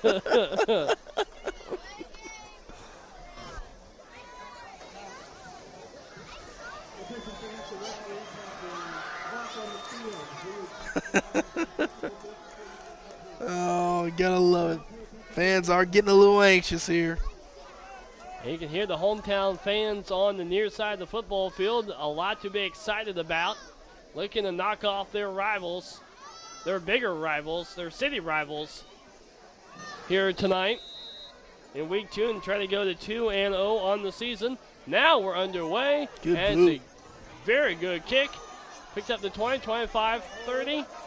As that is Rolando Castillo of Frankfurt. A penalty marker is down at the 34-yard line, so we'll have to see what this is all about. It's going to be a hold, and it's one thing to hold when you're kind of in tight, contained space. It's another thing to hold when you're out where everyone can see it, and that's what happened on that play there. It was the easiest holding call you're going to see, and that's going to push Frankfurt back. Almost like speeding when you know there's an officer right there. Yes. So Frankfurt will be pushed back. And their field position, they are going to have a long field here with 3:13 to go in this first half. And then Frankfurt, you're more of a throwing offense. What you have to really be careful here is you don't want to go a quick 3 and out and give Clinton Prairie the ball back with any time left either. So you got to really kind of implore that kind of 4-minute type offense and make sure you can move the ball down the field and hold it and not give it back to your opponent with enough time to get some more points on the board. So we can see Clinton Prairie score pretty quickly too. Exactly. The Doug Wood shotgun, he'll look to the near side, and it is caught by Cohen Dunn. And he won't get very much, if anything. And a good stop by the Clinton Prairie defense. Braxton Nail. And Braxton Nail has been all over it, number 55. You Yes, see he there has. also with help from Derek McDonald, number 21 of Clinton Prairie. They're really disciplined. They stand their lanes well. Their outside defenders really contain well. They do a good job. Very well coached. And now Wood, he'll roll to the left side this time, getting chased. He'll fire downfield, and it's incomplete. Now bring up 3rd down and long. That pass intended for Quincy Perry was over there. Also was Caden Jarman was over there as well. Well, Brad, we talked about it. Now you're looking at 3rd down and long. Still 2 minutes and 31 seconds left on the clock. They have to find a way to get a first down here. This could, if they don't get it here, it could end up being the worst case scenario. Yeah, absolutely.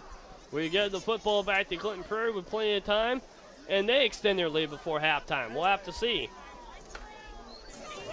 Doug Wood, the only man in the backfield in his shotgun. 2 receivers on both sides. He'll take the snap.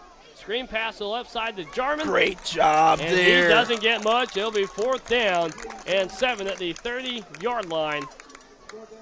Tremendous job there by little man Kai Jacobs. He just grabs onto his legs. He's got to drag it if you're going to want to get anything. He waits for his help. He gets some help from the rest of his team. That's very, very good team football right there by the Clinton Prairie Gophers. And Gotta we'll punt see it. here if Doug Wood punts it. I would have to think they would with 2 minutes You better. to go. Clinton Prairie out of timeouts, though. Wood does get a punt off.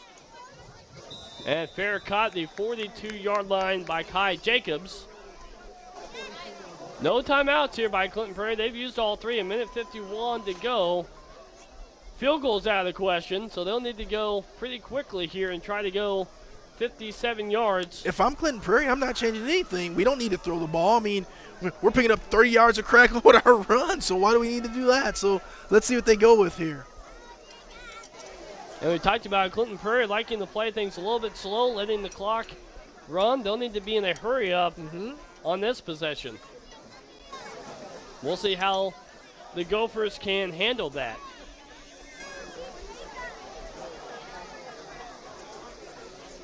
There's a minute, 50 seconds left in the first half. Minute 50 left in the first half. So 1:51 to go. The clock did go down at Bradford Field. That's the reason why we had to delay a little bit earlier during the kickoff. They pitched it to Jacobs. All kinds of. They give it right back to Dover. And Oh my God! And he drops it. Dunford gave it to Jacobs, who gave it to Derek McDonald, who pitched it back to Dunford, and then they threw it downfield to Kai Jacobs, who was open, and he dropped the football. I like it, though. Very creative. Very creative. This Clinton Prairie team and Kurt Schlicker, he's got these guys ready to play some football tonight. That is really creative. A fun football team to watch, an offense to watch. 2nd down and 10 at the 42-yard line. I'm handing the ball off to Jacob Wilson right now. There it is. There you go. Jacob Wilson pounds it forward, the gain of 3 to the 45. No harm. Now it's 3rd down and about 7 here. Frankfurt's got 3 timeouts. I would be using one right now. What are we doing, right? I mean, I'm trying to get that ball back. I think for your Clinton Prairie, you are Take your time. wanting to run the clock here and get it into the locker room. Absolutely. I'm shocked Frankfurt has not called a timeout here. Same here. Same here. And now he does after he let about 25 seconds or so run off the clock, but Frankfurt will call a timeout. Yeah, that's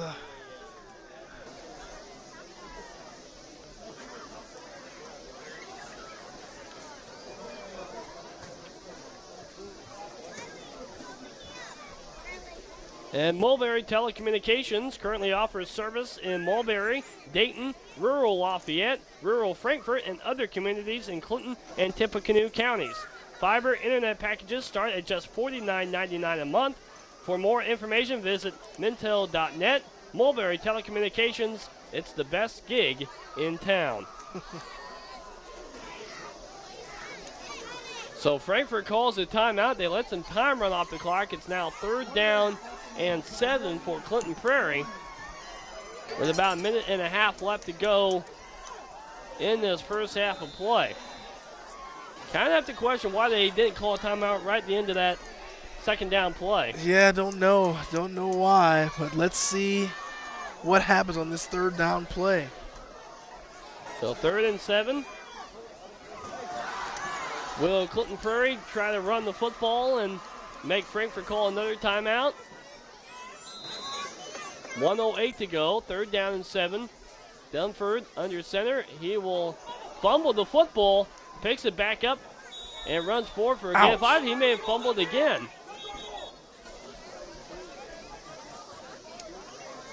They mark him down, so Really? now 4th down and about 5 here close to midfield. Really no harm there if you're Clinton Prairie. Now you just get back in your punt formation, punt the ball down, and you make Frankfurt go the long way for, in 50 seconds, right? That's all you can do there. And they would only have 1 timeout here in under a minute, and Frankfurt's offense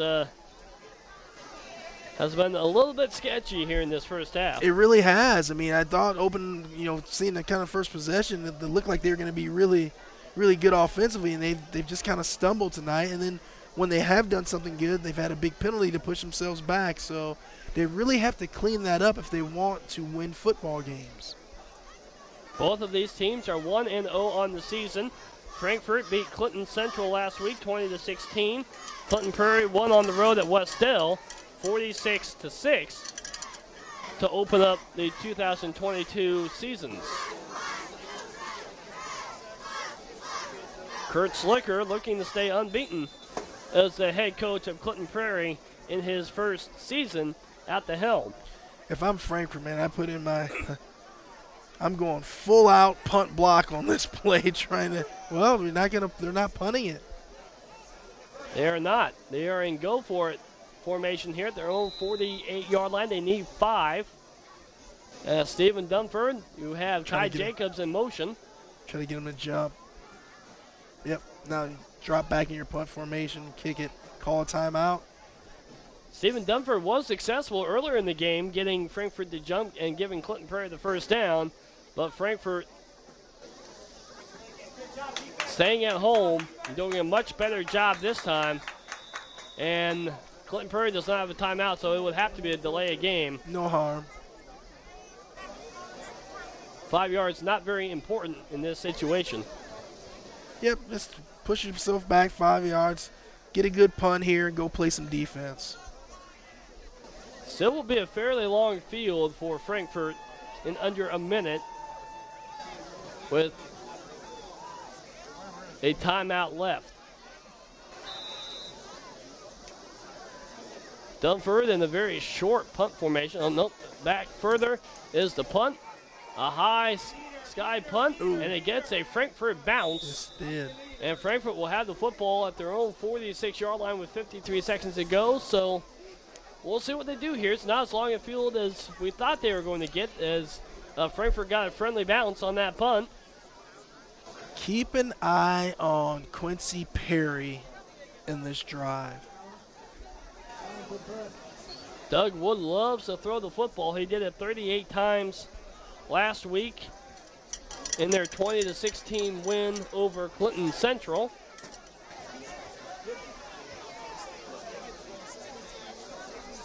Far side is Jacob Burns. 4 receiver set. Doug Wood, the junior quarterback, will take the snap. He will look to throw. He does throw it across the middle, and it is tipped and incomplete. Good coverage as that pass intended for Jacob Burns, broken up by Caden Davis. Nice job there by Caden Davis, using his size to kind of stalemate Jacob Burns on that play.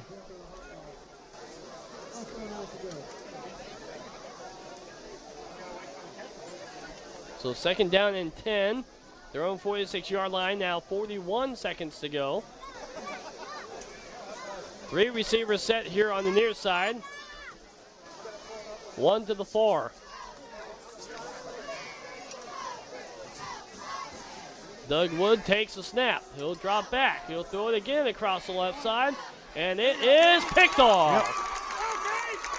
Yep. And Clinton Prairie, that is Caden Davis, who stays on his feet. 45, comes to the near side, 50, 45, 40. He's getting tired. 35, down at the 30-yard line. But Caden Davis, the junior wide receiver playing quarterback, gets the interception. And now Clinton Prairie is in possession to try to get a score here with about 30 seconds to go in the first half. Let's make sure there weren't any flags on this when he's returning this interception. I don't see anything there yet. Looks like it's going to be good. And indeed, that's the case. Not only a clean interception, but a clean return. Always something you love to see. So let's see how quickly it is before they get Jacob Wilson the football. 19 seconds, no timeouts here. They need 30 yards. As Stephen Dunford goes under center, he will hand the football off to Jacob Wilson. He fumbled? And he fumbled the football, and Frankfurt recovers. Yep, just slipped right out of his belly there, I think. I'm not sure if they got the handoff all the way in there. Looked pretty clean. I think Jacob Wilson just dropped that football there. And honestly, as far as the turnover is concerned, that's kind of the least lethal type of situation. Absolutely. And Frankfurt took a knee, and we're at halftime. So halftime score at Clinton Prairie is the Clinton Prairie Gophers leading the Frankfurt Hot Dogs 32-14 at the half. So a high-scoring first half, as in a rivalry matchup in Clinton County here on the ISC Sports Network on a beautiful Friday night, week 2 of high school football across Indiana. The ISC Sports Network is your home for sports content across the Hoosier State. Find us live on TV and streaming or archived on our website and our app. The ISC is your one-stop shop for the content you want to see, including high school sports, college sports, and other great events throughout the year. Subscribe to our streaming service and get access to it all. ISC, local lives here. High school sports fans, welcome back to Game Time, to pure spirit, to pure sport. Welcome back to high school sports. Fans, I'm IHSAA Commissioner Paul Knighty, and I just want to say, welcome back. This is Game Time. This is Indiana high school sports. This is your IHSAA. Ball here. Harris scores. With 19 seconds left. Fake players, big boy. I'm telling you right now, that's awesome. I love it. That's the finish. You get a layup, take it, and an and one.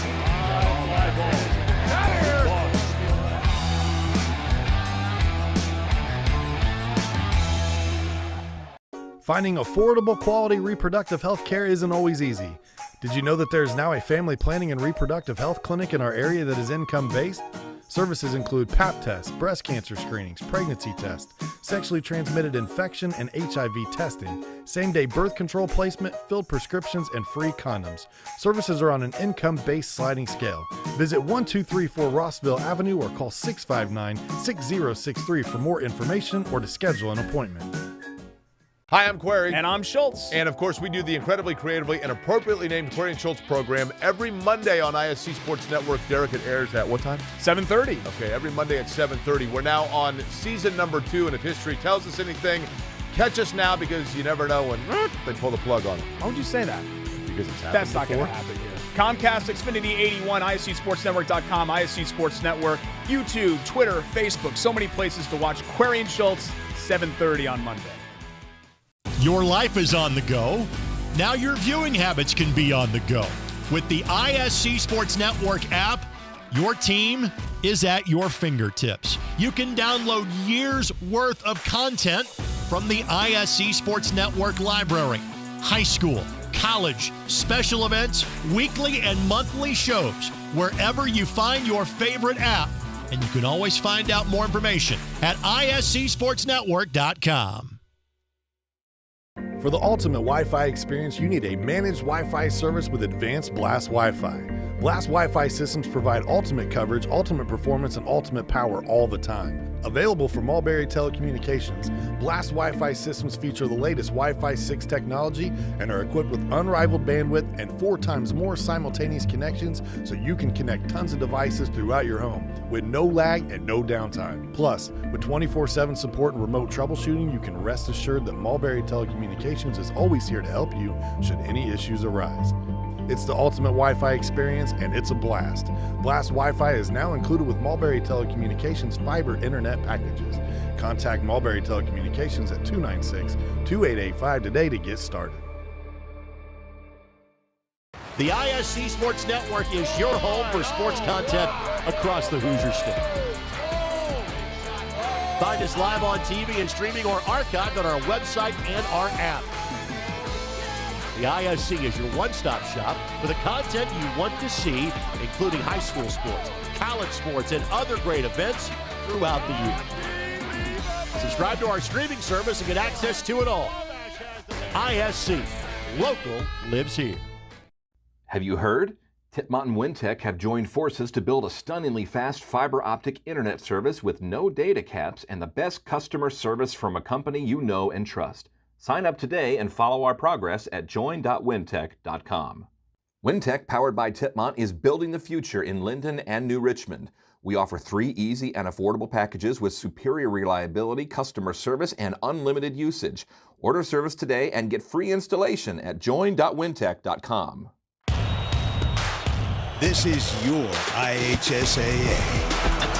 This is your state. This is your high school. This is your athletic association. Fans, I'm IHSAA Commissioner Paul Knighty, and we're here to make sure that all of this remains yours. This is your state. This is your community. This is your IHSAA.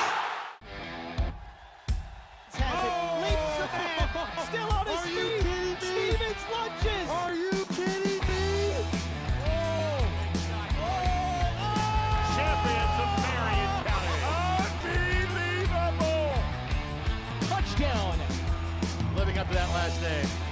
Wabash has the lead for the first time today. Said that was going to be a highlight reel. Oh, baby.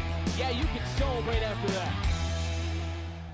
For the ultimate Wi-Fi experience, you need a managed Wi-Fi service with advanced Blast Wi-Fi. Blast Wi-Fi systems provide ultimate coverage, ultimate performance, and ultimate power all the time. Available from Mulberry Telecommunications, Blast Wi-Fi systems feature the latest Wi-Fi 6 technology and are equipped with unrivaled bandwidth and 4 times more simultaneous connections so you can connect tons of devices throughout your home with no lag and no downtime. Plus, with 24/7 support and remote troubleshooting, you can rest assured that Mulberry Telecommunications is always here to help you should any issues arise. In addition, the Ultimate Managed Wi-Fi also comes with the Ultimate app. The Command IQ mobile app puts you in control of your home network and makes it easy to set up and connect devices, run network speed tests, pause Wi-Fi, and set parental controls, all from the palm of your hand. It's the ultimate Wi-Fi experience, and it's a blast. Blast Wi-Fi is now included with Mulberry Telecommunications fiber internet packages. Contact Mulberry Telecommunications at 296-2885 today to get started. Many communities in rural America are often overlooked as underserved. These communities are being left behind due to lack of internet and access to state-of-the-art technology. That's why Mulberry Telecommunications provides rural broadband services and technology and is growing their presence in north central Indiana. Because every community deserves infrastructure and beyond. To learn more, contact us today. At halftime at Bradford Field, as Clinton Prairie has jumped out to a 32-14 lead in this Clinton County rivalry matchup. Brad Huber alongside Chris Walker. And Chris, it's been a very action-packed first half, and Clinton Prairie on their way to getting their first win in over 30 years over their city rival in the Frankfurt Hot Dogs. Yeah, Clinton Prairie has been really impressive in this first half. We've seen a lot of Jacob Wilson. We saw Connor Cobb go down early, but Dunford has come in and really run this offense very well. Just really impressed by the way that Clinton Prairie has been able to run the ball right down the field on Frankfurt.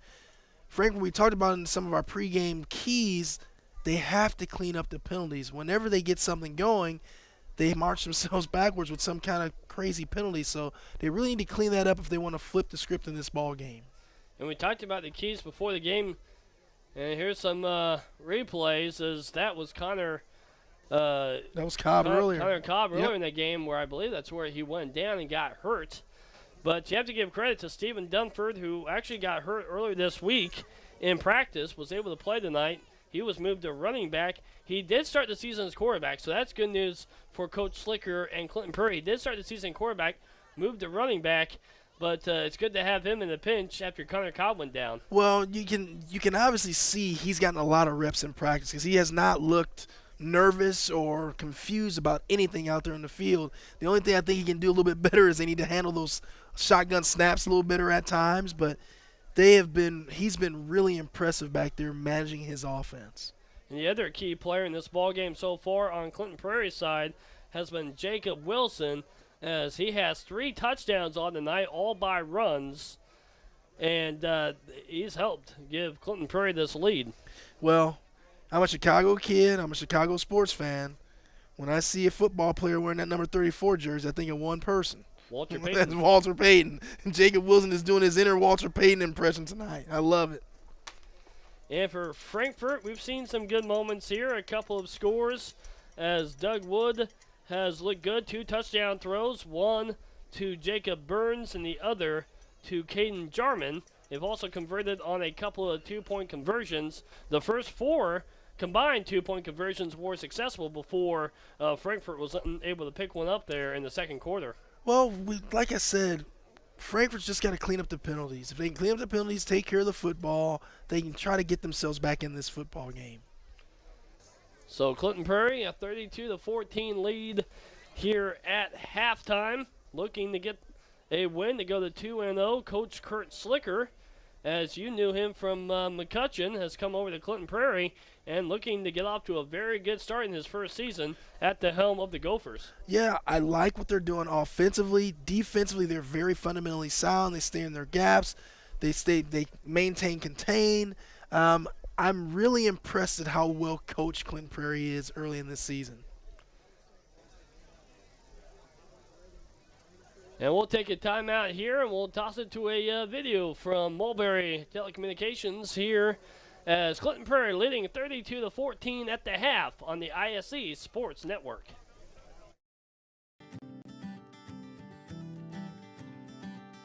Many communities in rural America are often overlooked as underserved. These communities are being left behind due to lack of internet and access to state-of-the-art technology. Access to broadband internet could be the difference between providing an education and leaving new generations behind. Living in rural America, the biggest obstacle was that we were trying to find a comprehensive approach to address the complexities of my son's autism.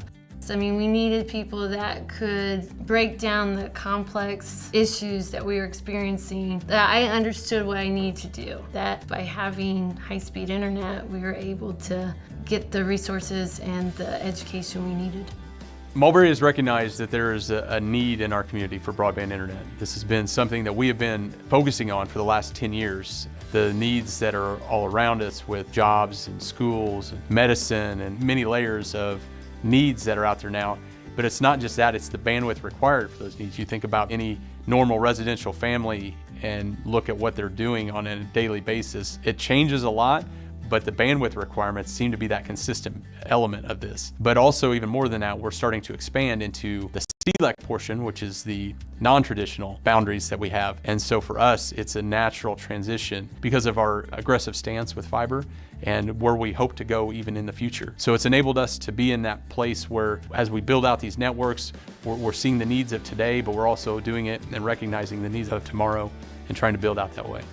Fiber optic technology can enhance a community's way of life and provide new opportunities never before available.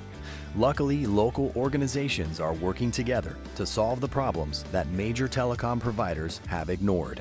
Being able to deploy new technologies like fiber optic internet, for example, I think is imperative. And during the pandemic, we've kind of seen that. Everybody, regardless of location, needs to be able to work, attend school, even consult with doctors completely remotely. And that's something nobody could have predicted 2 years ago.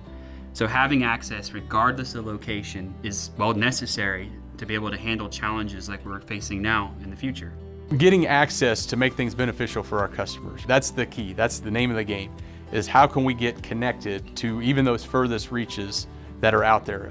We started from the outside and started to work in, so a lot of our rural customers, as we built out our fiber network, they received the benefit first. And as we start to look at our future and how we're forecasting what's next for us, and we want to be able to go into these areas that we recognize a need for, and go in and do what we do best, which is serve them with broadband internet. And being able to allow that rural customer the privilege to be on that network, and that's what motivates us. Well, originally when we were with the slower internet, it was always frustrating because we couldn't communicate well with one another.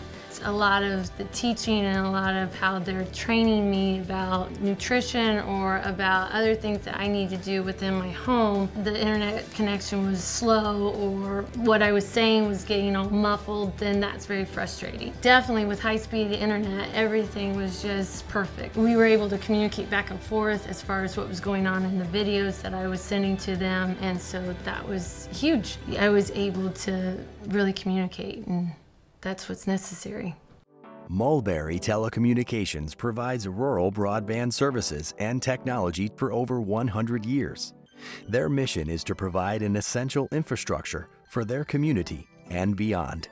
We have lived in this house for 15 years, and it's in a rural area. and we were having terrible internet service, and that was very frustrating because I wanted to be able to run my business. I wanted to be able to also communicate with a clinic that was in Philadelphia. So there was goals that I wanted to achieve, and those goals were not going to be achieved without high-speed internet. So we approached Mulberry and we told them what our needs were, and they met those needs. They went above and beyond, and the service has been perfect. I grew up in a rural community myself, so I understand the pain of not having any access to broadband whatsoever. So I love that every day we get to solve those challenges for everybody. Also, honestly, I just like the challenge and love the learning opportunities that come with it. This career field is so broad and vast that I feel like I could go for another 40 years and not fully master every part of it, and I think that's awesome. Mulberry is a cooperative built and managed by local community members with the mission to provide equal opportunity and state-of-the-art technology to Americans in rural communities. Mulberry strives to provide outstanding customer service and enhance their customers' way of life. When I started at Mulberry 5 years ago, we were using less than a sixth of our current internet traffic today. Now, after the pandemic, we've seen customers use their internet at all times throughout the day. So we're really focused on reliability, redundancy, and scalability looking into the future. With the world that's really shaking a lot around us, we can be that stable force. We can be that connection point to get them to whatever they need to do, no matter if it's very high and of importance or if it's very low and it's just something to do for fun. As a telecommunications provider, we want to be that connection point to our customers. Our mission at Mulberry is to serve the rural community. It has been that way for 100 years and will continue to be that. To learn more, contact us today.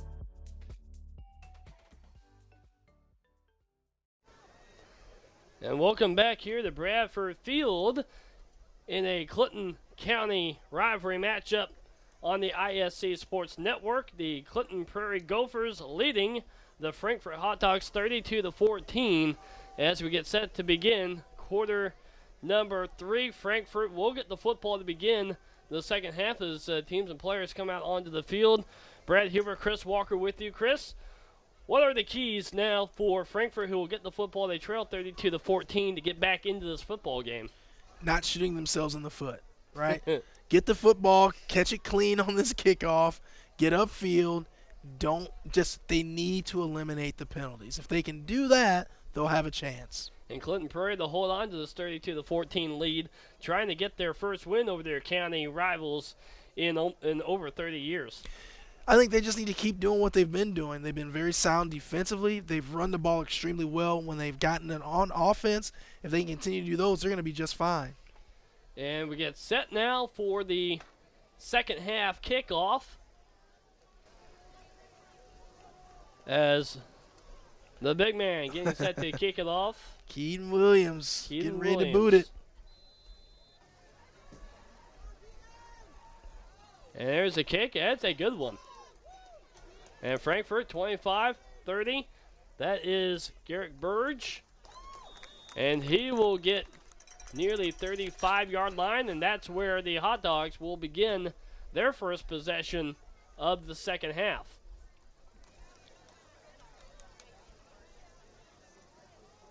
And this is going to be a very important possession for the Hot Dogs.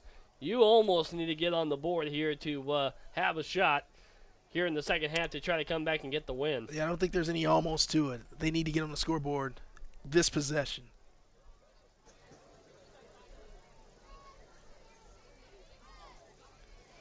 As we transition in the darkness from sunset, the sun has set. So we're waiting for the first offensive play here in the second half. Quarterback Doug Wood finished the first half with an interception to Caden Davis, who almost returned it all the way to the house. It was brought down to the 30-yard line.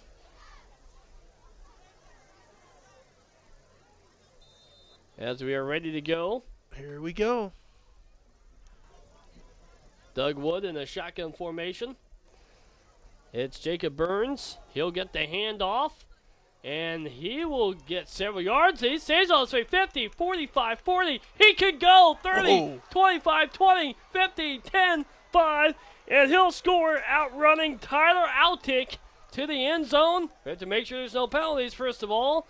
But it looks like Frankfurt has scored not only on the first possession, but on the first play from scrimmage here on the second half to a handoff to Jacob Burns. Well, I was going to give tremendous credit to Colby Richardson on that. As a defensive end there, he kept his contain, and he forced Jacob Burns to go back inside, but he had no help inside, and Jacob Burns just turned on the afterburners, and he got all the way to the house, and they scored early. So we have a new ball game here. We do, and I would have to assume it'll be a 2-point try here as it's cut the lead to 32-20. And Doug Wood in the shotgun, looking to make it a 10-point game. It is back down to a 2-possession score. As Doug Wood Burns in motion again. He'll fake the handoff. He'll look, throw it to the right side. It is caught. There's some extra whistle here, but that was Cohen Dunn, the wide receiver. And do we have a flag? We have something.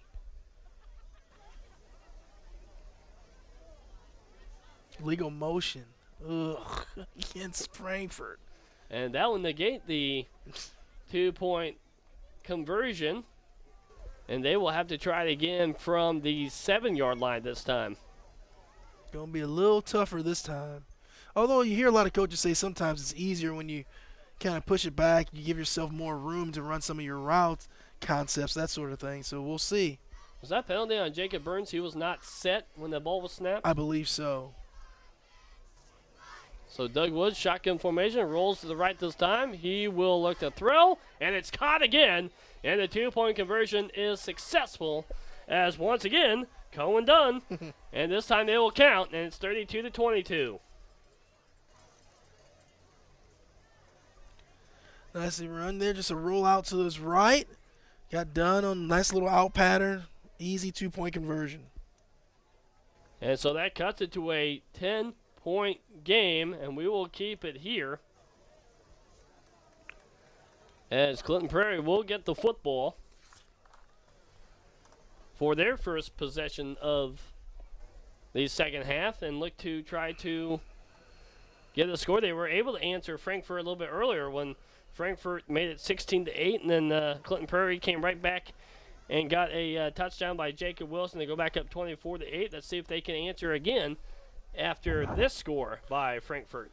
If you're a Clinton Prairie fan, what you'd like to see here is kind of a long, sustained drive. You know, take the ball down the field, eat up some of the clock, and let's see what they can do. The problem is they've been so good offensively. They've scored, and they've scored in bunches, and they've scored fast.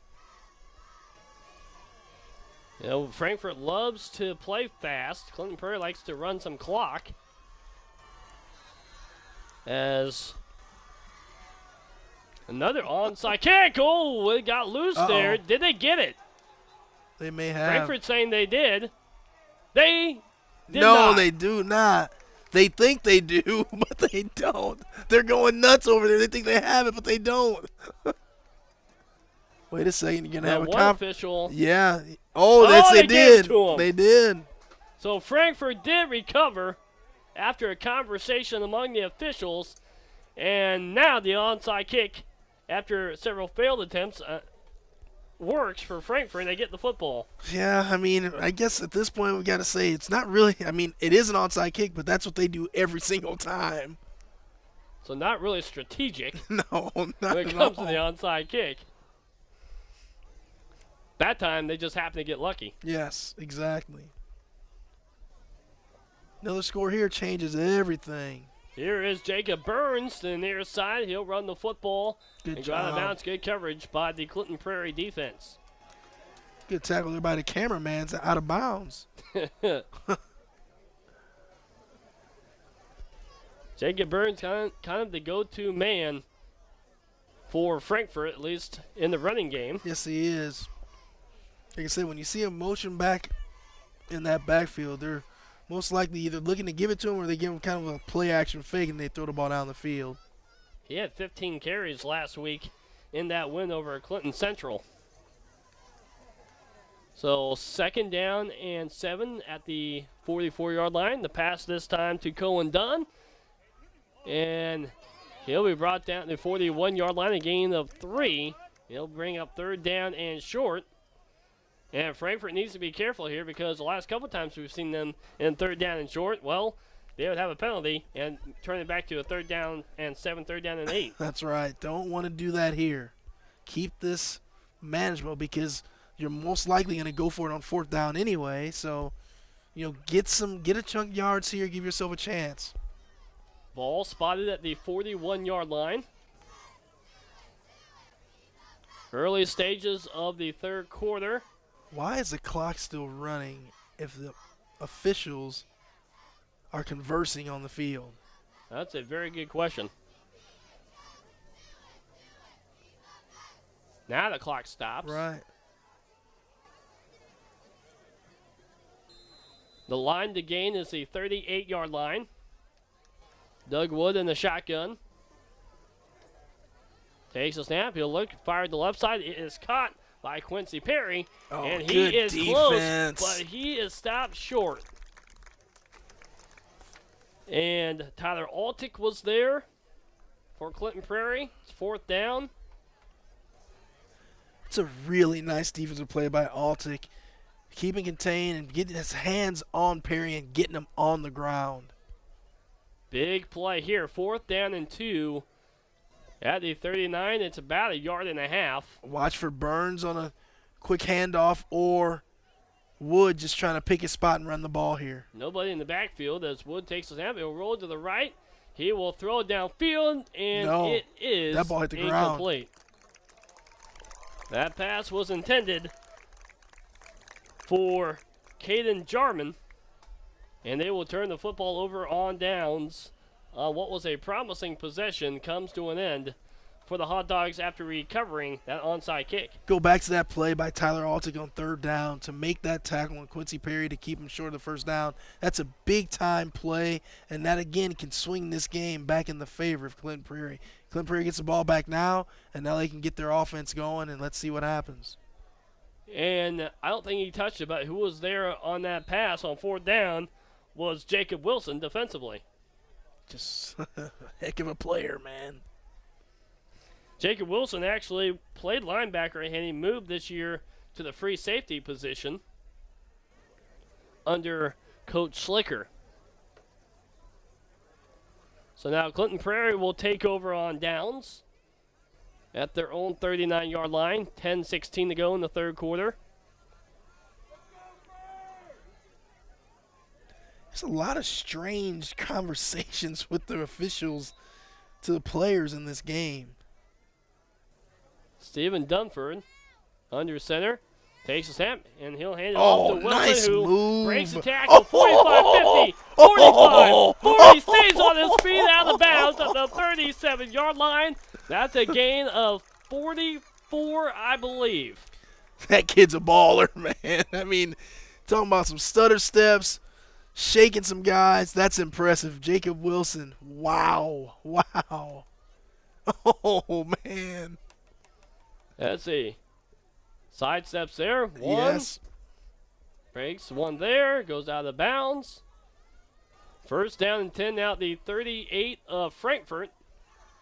As he'll hand the football off this time to Caden Davis, who runs it forward, and he'll get another 1st down to the 20-yard line.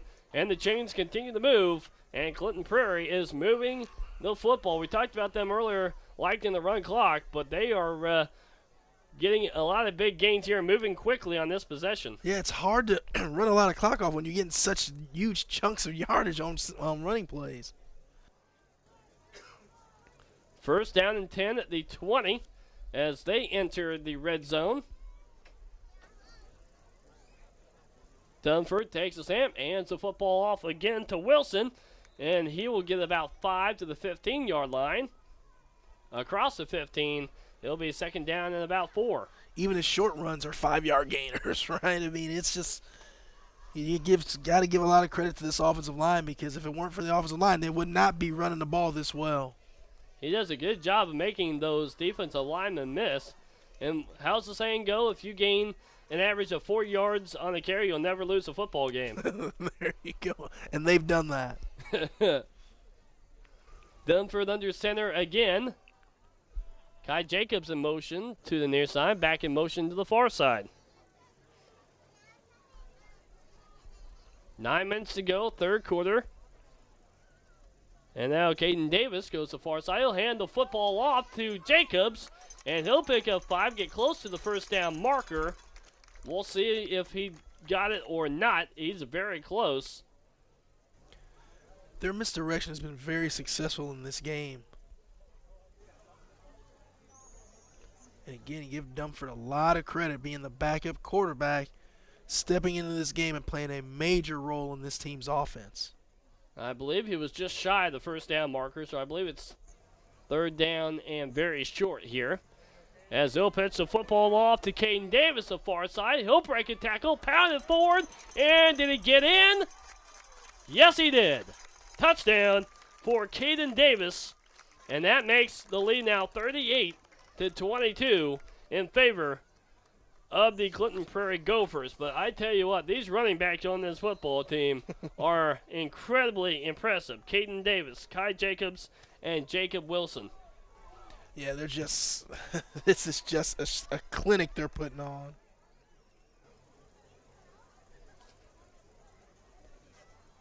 (38-22), takes the snap, and will roll, fires it, and it is caught by Kai Jacobs for the 2-point conversion, and it's now 40-22 in favor of the Gophers of Clinton Prairie, looking to put a trouncing on their county rivals in Frankfurt and get their first win in over 30 years. I was kind of surprised to see them pass there. I didn't know they knew how to pass the ball, man. That's impressive. I mean, these guys have just really run the heck out of the football today. So, you know, again, I just so impressed with Coach Kurt Schlicker's team.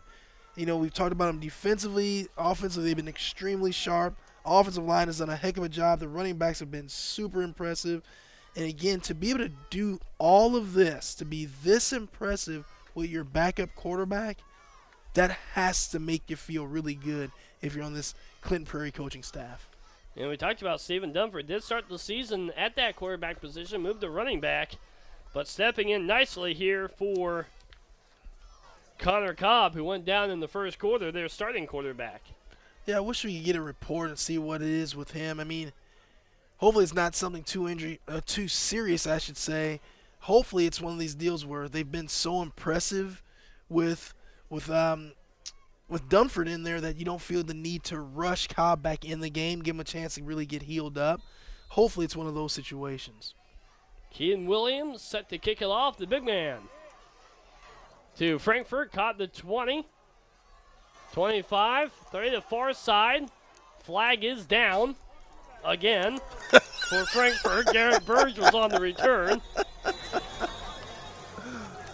Brought down the 37-yard line, but that will most surely be coming back. There's 2 flags down on that side of the football field of Frankfurt. Well, you called it very well, my friend, when you said again, because I was thinking the same thing. I mean, just penalty after penalty after penalty.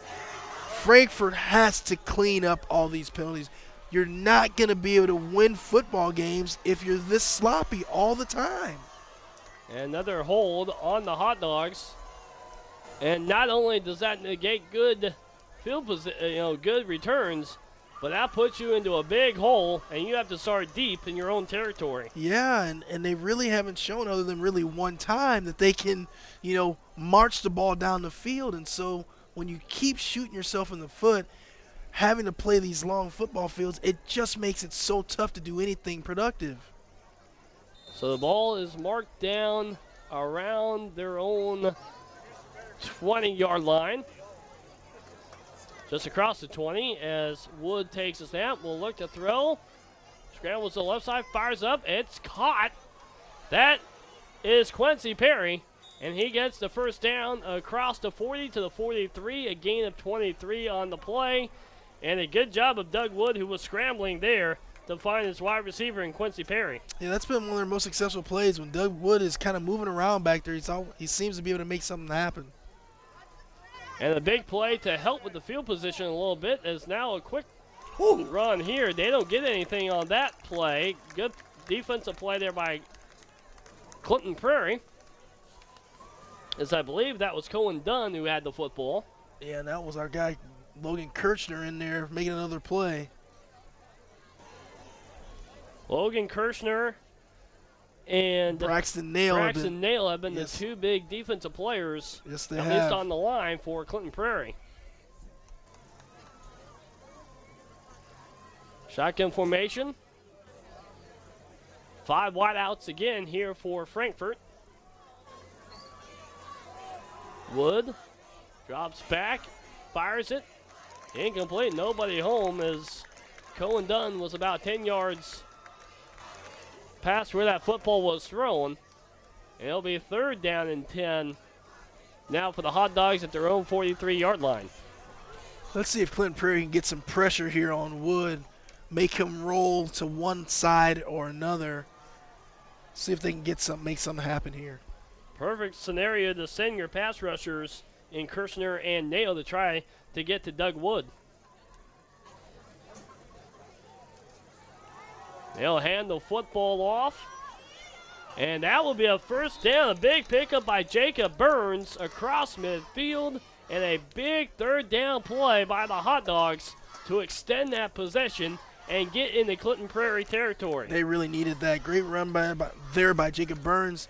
Good tackle there by Jacob Wilson.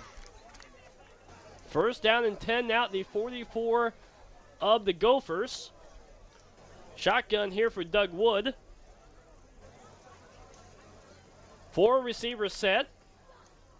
Seen a lot of that. Not really many players in the running back position here for Frankfurt as Wood will look to throw the left side. Wide open. Oh, my incomplete, goodness. As that was to Caden Jarman. And he might have been able to get to the house for the touchdown if he had caught that.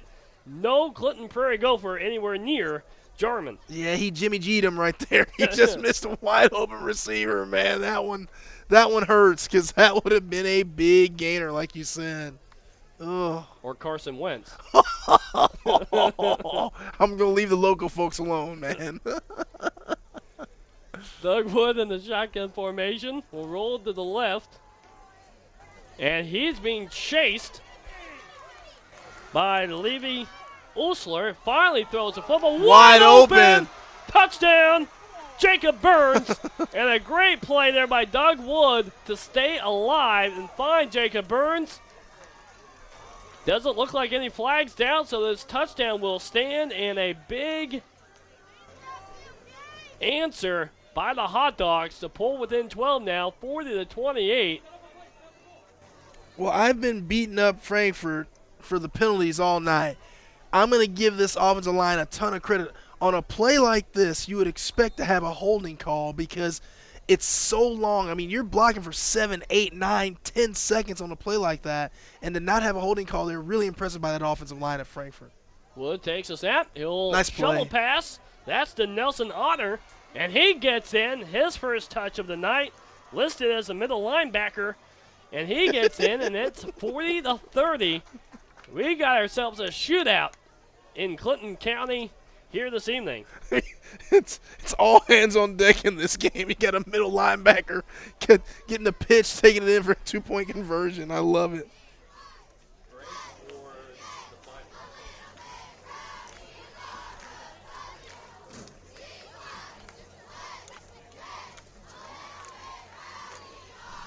$40-30 the score in favor of Clinton Prairie. Frankfurt coming back here, and at the Fighting Looks, we know that shopping for a wig can be intimidating. We strive to make your experience fabulous and ensure you receive the best quality service available. For more information, visit thefightinglooks.com. The Fighting Looks, be your own kind of beautiful. Now, Brad, this may sound a little crazy, but the way this game is played out so far, I still would have the feeling that Clinton Prairie should be a lot more ahead than they are. I mean, it's only a 10-point football game right now, and so Frankfurt is by no means out of this game. They are not. It's still a 2-possession. They do need to stop here on this possession. Well, it's not going to help if they return and get this onside kick. An onside kick again, and this time Clinton Prairie grabs it and falls on it.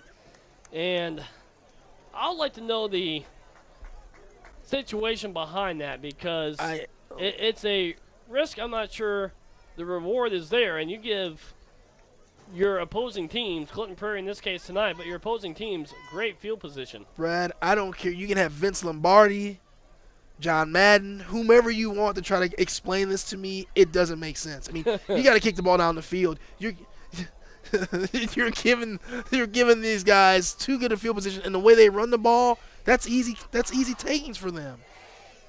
And so Stephen Dunford again, he'll give the football to Kai Jacobs. And look at this. And Kai Jacobs to the 35-yard line of Frankfurt, and that's a gain of 20.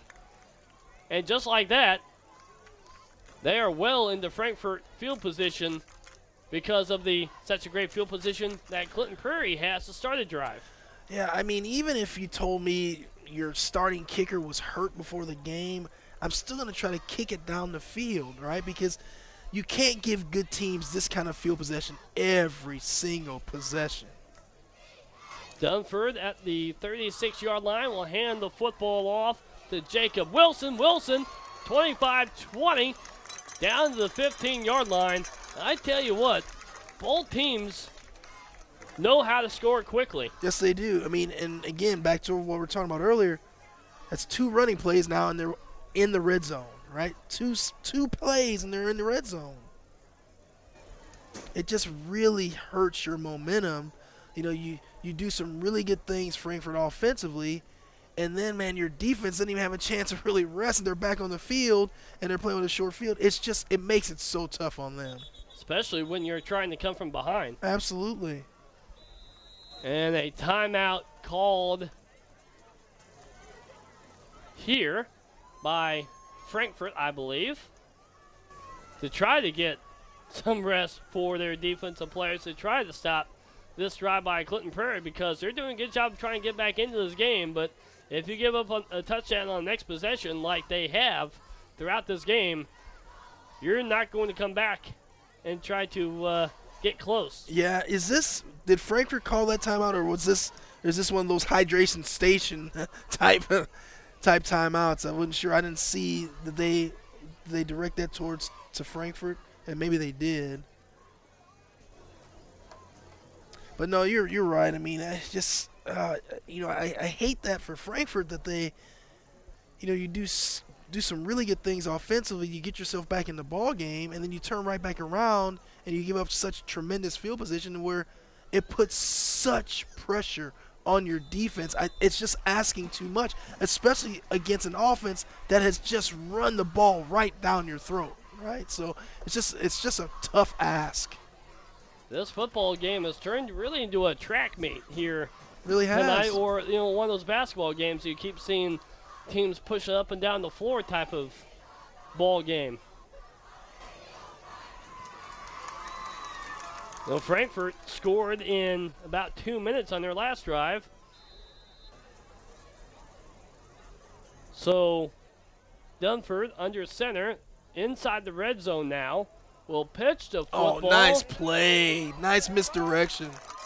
And they get in for a touchdown. They confused everybody, including us here. And that's Caden Davis on the pitch. There is a penalty flag down, and that may be coming back. That was really late, though. I mean, that seemed to be after the score. It's coming back, though. I can tell in Caden Davis's body language. So that touchdown may be negated, which will be their second negated touchdown of the night.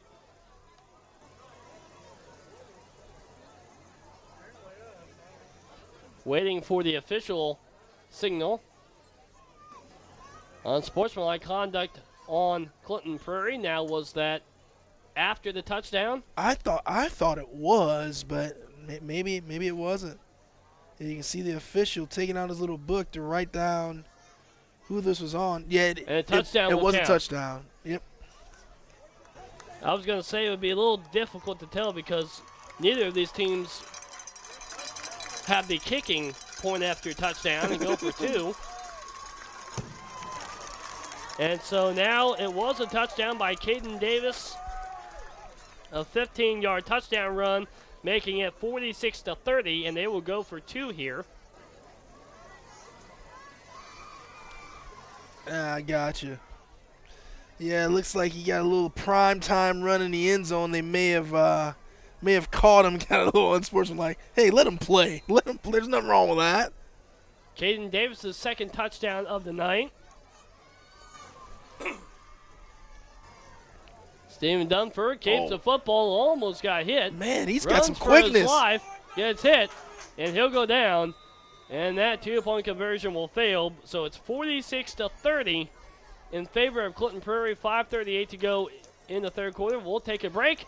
Come back for more of this high-scoring Clinton County rivalry matchup on the ISC Sports Network. Many communities in rural America are often overlooked as underserved.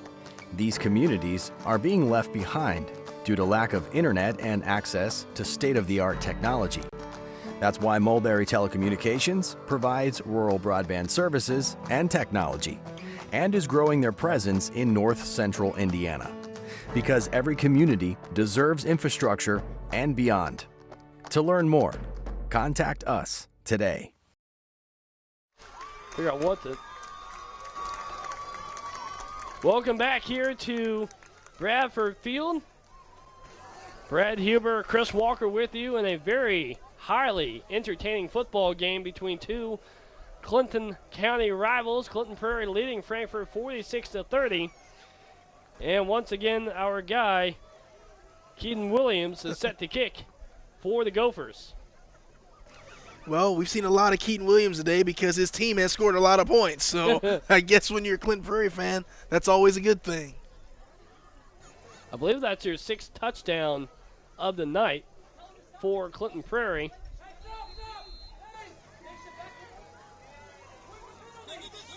And a whistle before the kickoff. So I could hear some of the fans in the background screaming about something on the sidelines. So who's this going to be on?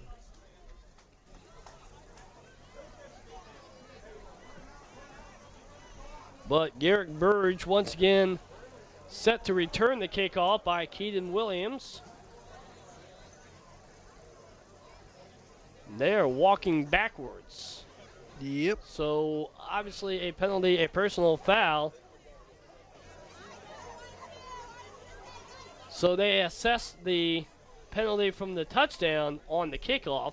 That was a Caden Davis prime time in the end zone, and so yes, the officials forgot to do that. So we get that cleaned up, and we'll kick it off from the 25-yard line, their own 25-yard line. At least Clinton Prairie does kick it deep, which will help in the situation. That's another good kick, and it's caught at the 35-yard line by Garrick Burge. Oh, and that's going to be a face mask. He returned it across midfield to the 48-yard line. And is there a penalty flag down? Yes, there is. Yeah, that's going to be a face mask. That was kind of nasty there.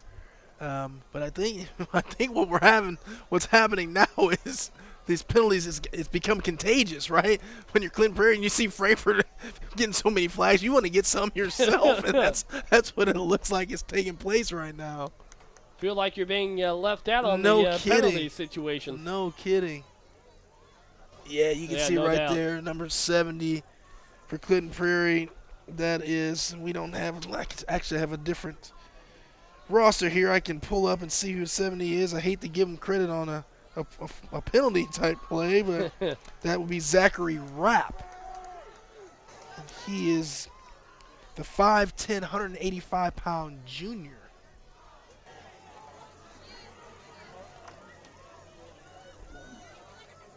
They did back up Yeah, Frankfurt. That's weird. I don't know what's going on. Getting a little bit chippy in a county rivalry game here where you don't want to lose to the other. And we talked about Clinton Prairie has not won since the renewal of this rivalry 2 years ago, and actually have been trounced the first 2 years to Frankfurt. Now finally maybe they get an opportunity to win. It's been over 30 years since Clinton Prairie has won. That said, they've only played twice since 1992. Well, let me apologize. Zachary Rapp does not look like a face mask was called on him, because whatever it was pushed Frankfurt back. And here comes Great Jacob contained. Burns. Great Jacob Wilson right there. That's a heck of a play. Great closing speed. He comes from that safety position. He's kind of limping a little bit. Hopefully he's not hurt. But watch him close and just closes the gap and makes a great tackle on Jacob Burns. Outstanding job, Mr. Wilson. Jacob Wilson can do it all. He moved from linebacker to safety, so he came from way back there to make the tackle on Jacob Burns. Second down 13. It was a loss of 3 back to the 30-yard line. As Doug Wood ready for the snap, he takes it. He will look and may get hit again, and does, and is dropped for another sack, a loss of 5. And that looks to be Braxton Nail on the sack. So listen, Braxton Nail's going to get credit for the sack here, but I'm going to tell you, Levi Osler, number 62, is the one that caused all that commotion back there, because he just beat his guy right off the ball. He got in the backfield, and when he started making Doug Wood scramble, and that opened it up for Braxton Nail to get the sack. Great job by Levi Osler right there. So 3rd down and 16 now. Frankfurt in some trouble, down 16. Later stages of the third quarter, low snap that time. Wood, he's going to get hit, gets away from it, throws it up, and incomplete.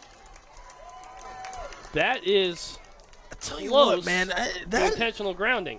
Well, to me, I don't know what you want to call it. I almost say that's close to a phone, because you just kind of underhanded out there. You just kind of throw. You know, you're just trying to get rid of the ball so you don't take the sack. But man, to me, that's close. Now that looks like Carson Wentz. We saw him do that a lot last year for the Indianapolis Colts, and actually, I think he threw an interception, and the Just guy like was already that? standing in the end zone. The punt is away. It's a low one, and oh my goodness. Great field position here by Clinton Prairie as Tyler Altick picked up that punt. But Clinton Prairie has the football already well in the Frankfurt territory. Yes, they do, but what else is new, right? They've been getting it this way all night. So the ball will be spotted at the 34-yard line of the Hot Dogs. And Clinton Prairie looking to extend this lead now, as Dunford has all players behind him, and I believe that's Wilson who has the football and pushes it forward. Well called there, pushing it forward like he always does. Always getting positive yards. Not a lot there, 2 or 3 yards, but it was positive yards, and it does run the clock, as you like to do now with a 16-point lead. Clinton Prairie, a team that likes to run the clock. And I like Coach Slicker now. You know, you got a 16-point lead. You're in good field position. Take your time. They can slow things down for sure now. As Dunford under center, he'll pitch it to Jacobs to the near side, 30, 25, 20. Cuts back, dropped at the 17. Pickup of 16, first down, and 10. Now inside the red zone yet again for the Gophers. Whenever they run that play, they pick up at least 10 yards. When you bring Kai Jacobs across the field and he runs over to the left side, he has been getting huge gains every single time. A great start to the freshman campaign of Kai Jacobs. No kidding. Last week he caused 5 special team tackles and had a fumble. This week, been doing it on the offensive side of the football. As Dunford will throw it up and incomplete, intended for Wilson, but he really had no chance as Frankfurt was right on top of Stephen Dunford. Yeah, Frankfurt got in there really quick that time and broke up that play. That's a situation where I'd almost like to see Dunford. Sometimes it's okay to take a sack. You don't want to throw that ball in there and get it picked off. Don't want to throw that one up. It's better to throw it away for sure. Throw it away, but don't throw it away to the middle of the field. No. Make sure the defense has no shot at that football. Absolutely. Second down and 10. There it They'll is, give Caden it Davis. to Caden Davis, and he'll get the first down inside the 10. A flag comes down at the tackle where Davis went down. And Horse collar looks like maybe. Davis holding on, and Caden Davis has not gotten up yet, and he's sticking his leg up there as cramp. Possible cramp situation. We won't speculate, but a holding on Clinton Prairie we do know, so that play will be coming back. The trainer's not in much of a hurry to get out there to attend to Davis. Hopefully Caden Davis is okay. Clinton Prairie has dealt with their fair share of injuries so far in just the second week of the season. Seth Whitlock we have not seen tonight. He was in a walking boot. He got injured in the second series last week. He had 6 carries for 43 yards so far this season in a walking boot this week. Stephen Dunford got hurt in practice, but he's been a key role in this ball game today. And then the starting quarterback in Connor Cobb got hurt a bit earlier in the first quarter of play. So injuries starting to mount up, and injuries can be a problem for a team and a school like Clinton Prairie that's very small in the terms of numbers, not only in the school but on the team there in 1A. Well, you talk about Seth Whitlock going down early in the game last week. What the heck does he look like if they had him as well? I mean, I can't even imagine how this team's going to run the ball. If you have another starting running back that's not playing, oh my. Oh my. It just looks like that Coach Slicker has come in here and changed the whole philosophy and the whole direction of this football team in just his now second game at the helm. Well, I mean, again, I go back to, you say Whitlock's out. You get your starting quarterback back, Cobb. Dunford's got to be playing on the field somewhere for me, right? Yeah. I mean, so they have so many offensive weapons that you're talking about being spoiled with everything you have, man. That's impressive. This could be a football team to look out for as the season continues. Kind of looks like they got some little Musco lighting over there, temporary types lighting. It's pretty low. They're looking to add field to the football stadium as Oh, Wilson my runs it up, goodness. and he will get in. Jacob Wilson again, a touchdown, and now it's 52-30. And I have to count, that's touchdown number 4 for Jacob Wilson on the night. That young man is a heck of a football player. That's all that needs to be said about it. We've seen him be really, really good offensively, but I'm telling you, watching him close from that safety position defensively has been just as impressive. The 2-point conversion hands the football off to Wilson again, and he gets in for the 2-point conversion. And Jacob Wilson has done it on both sides of the football, as we'll take a look at the touchdown again here. As he hands it off, and Wilson just breaks a couple of tackles, and then it's plenty of green grass, and he outruns past the defender for the touchdown as he got by Rolando Castillo for the score. Wow. Just really, really impressed the way that this Gopher team is running the football. I mean, I'm just, I was told before the game he was pretty good, but I don't know if I believed he was this good. And it just, wow, super impressive. And again, we need to make sure we're giving credit to this offensive line for Clinton Prairie. They have just pushed the Frankfurt defenders way back, and they've just, I mean, it's opened up all kind of running lanes for Clinton Prairie. And it's looking more and more now. It's still technically a 3-possession football game. But if Frankfurt wants any shot in this football game, they are going to have to score in this possession. There's no doubt about that. No, not at all. They got to score, and they're going to have to get a couple of these onside kicks is what they're going to need to do. Keaton Williams getting plenty of kicking practice tonight. Yes, he is. The big man, number 72. This one's a low squibber. Oh, that's a good one, though. Picked up by Burge. And he'll run it to the far side, the 30. Stays on his feet, 35-yard line. That's where he will be brought down. But this Clinton Prairie football team, they went 6-5 last year. Lost in the championship game of sectionals to Carroll of Flora, 16-6. They are looking to build upon that with a new coach this year in Kurt Slicker. It was Raymond Jones last year. They went 17-26 in the 4 years with Raymond Jones since 2018. Listen, I'm going to go out on a limb and say they're going to be a lot better than 6-5 this year. I think you're right. This team's going to be tough to handle at the 1A level. A team to watch for, especially as we get into later in the year. As Wood will roll the left, fires up, and incomplete. Pass intended for Quincy Perry. It will be 2nd down and 10. You know, it's really hard to – we haven't really gotten a chance to see the connection very much between Wood and Perry because every time Wood tries to throw to him, he's under pressure, so he's running for his life. And so we have not been able to see him take a 3 or 5 step drop, plant his feet, and then make a strong throw because the pressure's in his face before he can do any of that. A lot of credit to the Clinton Prairie defensive line. As Wood, the low snap that time, will fire it to the left side. It is caught and near the first down marker, as that was Jacob Burns. And a much-needed first down for the Hot Dogs to extend the possession. Yeah, it was a much-needed first down, but I'm telling you right now, Braxton Nail is going to get a ton of credit in film session tomorrow by coming back, following that play down the field, and making that tackle there. That's an outstanding job by Braxton Nail. He's been involved in several plays tonight.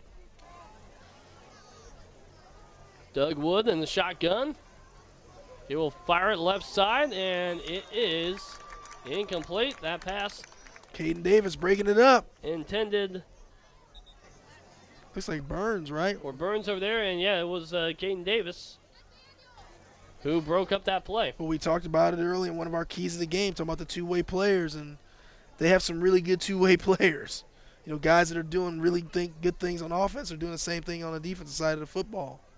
Caden Davis and Jacob Wilson, notably for Clinton Prairie. Minute 17 to go, third quarter. Clinton Prairie leads Frankfurt 54-30 in this Clinton County rivalry matchup. 2nd down and 10. Wood will roll to the right this time, and he will keep it. And we'll get across midfield, but a big hit that time by Levi Osler for Clinton Prairie to knock down Doug Wood. But this is what I love about football. It's the ultimate team game. Watch Kai Jacobs here get outside and make Wood hesitate. He couldn't get around, and then that leaves the job for the big guys to come in and clean it up. Really good job, really good defensive fundamental football, keeping that outside contained, and then you turn it back inside to where all your help is. Very nice. Derek McDonald was there also to help slow down Wood as well. A gain of 5. 3rd down and 5 from the 49 of Clinton Prairie. Wood in the shotgun. Wood will look to throw it left side, and it is in and out of the hands of Jacob Burns. He would have had some room to run. Yes, he would have. But he drops the football. It's now 4th down and 5 from the 49-yard line, and the officials timeout. I actually think that was one of the best play calls of the night by Frankfurt because they actually had Jacob Burns kind of running across the field wide open. Like you said, if he catches that ball, he may still be running. A lot of room there as we have an officials timeout here late in the 3rd quarter. A big 4th down coming up for the Hot Dogs to try to extend this possession, and a one that they have to have if they want any shot to try to climb back into this football game. I wonder if this must be one of those water break timeouts, but if it is, I'm surprised it's so close to the end of the quarter. Right at that point, I think you just may as well wait to the end of the quarter and let everyone hydrate at that point. A high-scoring shootout And the clock is saying 12 minutes, so did we hit the end of the third quarter? Maybe it did. I think we're right. So we did end the quarter, and folks were having a little bit of trouble from the studio with the scoreboard and seeing the clock, so that's kind of why we missed that. But that makes sense. That makes a lot more sense. And now we're in the fourth quarter. You can see they did flip the chains too, so Yes. they're going the other direction. Yes. So it's 4th down and 6 now from the 49. Frankfurt now going right to left. So that was the end of the third quarter of play. Now into the final stanza. And it's 4th down, a play that Frankfurt needs to convert. They need to get to the 43-yard line to keep this drive going. Jacob Burns needs to get on sides. He's actually out there again. He got back a little bit.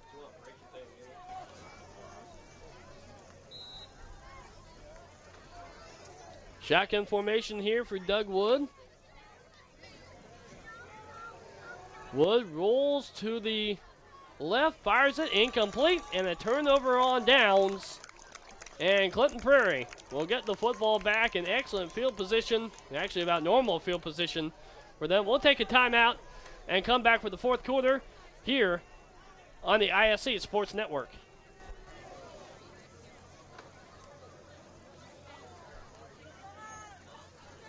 The ISC Sports Network is your home for sports content across the Hoosier State. Find us live on TV and streaming or archived on our website and our app. The ISC is your one-stop shop for the content you want to see, including high school sports, college sports, and other great events throughout the year. Subscribe to our streaming service and get access to it all. ISC, local lives here.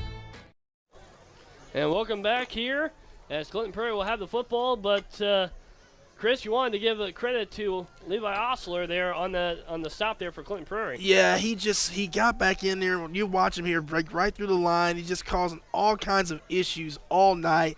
He's been in Wood's face. I mean, Wood's going to have nightmares of this guy. I mean, it's just doing a great job. So now Clinton Prairie will have the football and hand it off again to Jacob Wilson, and he finds his way to the first down marker cut outside. After it looked like he was stopped inside, he'll gain 12 for the first down. Like you said, it looked like he was going to stop, and he turned what looked like to be a stop in the 12-yard gain. I think Frankfurt is going to be having nightmares about this kid here for the next several days. Yeah, I think that's one they're going to wish that was going to their school. He's been just so good tonight. And for Frankfurt, it does not get any easier as they go to Tri-West next week. I understand Jacob Wilson, a very polite kid. I don't believe that. The way he plays football, he can't be that polite. And Dunford keeps it and pushes up the middle for a couple of yards. This point, I think Clinton Prairie, their goal is just keep that clock moving. And get to the end of this football game and get their first win over their county rival in over 30 years. It's going to be a really good feeling for the Clinton Prairie fans to see this happen. Dunford under center again. He'll pitch it to Caden Davis. 30, 25, 20. Spin move. Brought down to the 17-yard line. A gain of about 20 or so there, and another first down and back into the red zone for the Gophers. Caden Davis has that really upright running style. You know, normally those guys get punished pretty good, but he seems to avoid the big hits, and he's always getting himself big gainers as well. So, you know, their rushing attack is just something special. A lot of good running backs on this Gopher football team. And a timeout now to Frankfurt here in the early stages of the fourth quarter, 54-30 in favor of Clinton Prairie. And we'll take a timeout. We'll have more of the fourth quarter after this on the ISC Sports Network. High school sports fans, welcome back to Game Time, to pure spirit, to pure sport. Welcome back to high school sports. Fans, I'm IHSAA Commissioner Paul Knighty, and I just want to say, welcome back. This is game time. This is Indiana high school sports. This is your IHSAA. Welcome back here to Bradford Field, the home of the Clinton Prairie Gophers, where Clinton Prairie leads Frankfurt 54-30. You can see it there, 10:24 to go in this ball game. And getting closer to a long time coming for the Gophers to finally knock off their rivals, the Frankfurt Hot Dogs. Denver hands off to Wilson. Wilson's got absolutely nothing as he gets hit and dropped in the backfield as someone went the wrong way on that one. It just kind of messed up the play. You can see the Frankfurt defense was all over them before Wilson even got the football. That's one of those situations where you're lucky if you're Clinton Prairie that you didn't hand that ball off to one of the Frankfurt Hot Dog players. Or get hit and fumble. Absolutely. Yep. So, second down at the 20-yard line and 13. 9:45 to go in the ball game as Kai Jacobs now around the left side. He'll get back almost to the original line of scrimmage, a gain of 2 or 3. But you accomplish what you want to do if you're Clinton Prairie, and that's keep the clock moving. Yes, you do, and that's the fewest yards we've seen Kai Jacobs gain on that play tonight. But like you said, the best thing for Clinton Prairie fans, the clock is just continue to move. The clock is Clinton Prairie's best friend here at the moment. Yes, it is. As we approach 9 minutes to go. And you can see they're taking a lot longer time. They are taking their time, getting the play in. No rush. Third down and 11. And they'll hand the football off. A flag comes in. No gain on the play. Have to think where that flag came from. That would be on Clinton Prairie.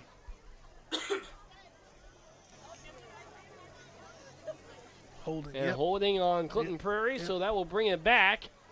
But if you're Frankfurt, you decline that because it makes it fourth down.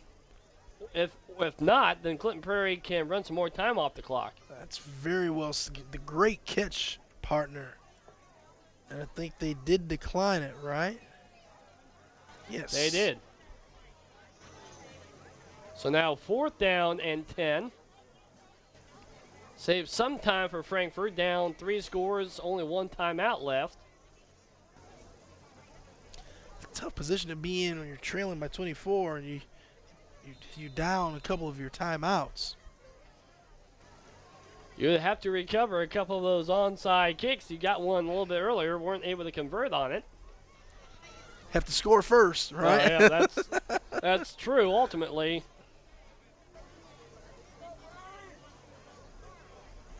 Denver under center. Takes a snap. He'll fake the pitch. He'll look to throw, and does throw, and it's incomplete. Kai Jacobs, the intended receiver, hit him in the left hand, unable to pull it in. Pretty well executed here. Threw it right to him. He just missed it. A little bit to his outside. Yep. But I like that throw. I mean, Dunford throws that ball to his outside so it protects his receiver. You don't want to throw it back to the inside where all the traffic is and you get crushed in there. That's really well thrown. And clock was going to stop anyway. Yes. Whether it was a run or a pass because it was fourth down.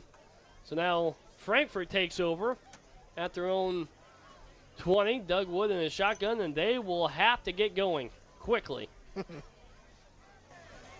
Wood fires it near side. Burns, 25, 30, 35, speed 40, out of bounds to the 43. Good start on that drive for the Hot Dogs. I love it, man. Coach Slicker over there still coaching. He didn't care what the score in the game is. He was not happy that his team gave up that outside contain. The clock does stop as he went out of bounds. Also picked up the first down. A gain of 23. Frankfurt has a very tough task awaiting them in a week from now as they go down to Hendricks County to take on Tri-West, a team that's always formidable in 3A. And that catch that time by Quincy Perry, and he will extend forward and get the first down, so the chains will move and the clock will stop at the 45-yard line of Clinton Prairie. They move Perry to the slot that time on the inside. Yeah, I don't think they do that enough. I'd move him around all over the place because he'd be such a matchup nightmare wherever you put him.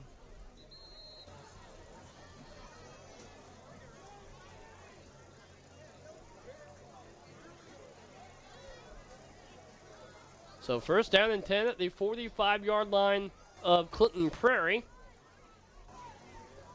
Clock moving. Shotgun formation. Wood. Oh, my. In trouble. Rolls to the right. He will keep it. He'll go out of bounds to stop the clock. He might have picked up a couple. But a good defensive effort there by Logan Kirshner to chase Doug Wood. Backers have been really, really good today. No gain on that play for Doug Wood, the quarterback of Frankfurt. It remains second down and 10. Clock did stop now with 7:26 to go.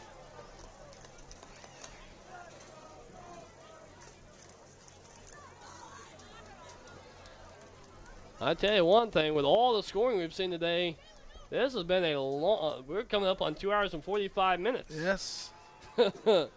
Doug Wood will fire it deep downfield to the left side, and it is incomplete. Broken up by Tyler Altick. See, you'd like to see that situation there. Quincy Perry is significantly bigger than Tyler, the defender there. You got to be able to find a way to connect on that pass play. And that would have been a big pickup. That was intended for Quincy Perry. Now third down and 10 at the 45-yard line. 7:19 to go in this ball game. Wood rolls to the left this time. Will fire it, and it is caught by Perry. Oh, he nice will job. get the first down, 30-25. And a big pickup there by the Hot Dogs to get the first down and to avoid a 4th and long situation. Tremendous effort there by Mr. Perry. The only thing he just quite couldn't do was get out of bounds here at the end, but that's a really good catch and then trying to get that extra yardage. Clock does stop for a second as the chains get reset. It was a 20-yard gain. Wood in the shotgun. You see Perry on the far side. In the slot once again. I believe that's Burns over there on the far side. Oh, wow. Wood in trouble and is sacked. Kirshner. Wow. Logan Kirshner with the big-time sack for the Gophers. And guess what? If he didn't get it, Braxton Nail was right there next to him. So these guys, man, they just create all kind of havoc. 54 and 55 have been big on the defensive line for Clinton Prairie tonight. Approaching the midway part of this final quarter, 54-30 in favor of Clinton Prairie. Wood in shotgun fires it, and it's incomplete. Third down and 16 now.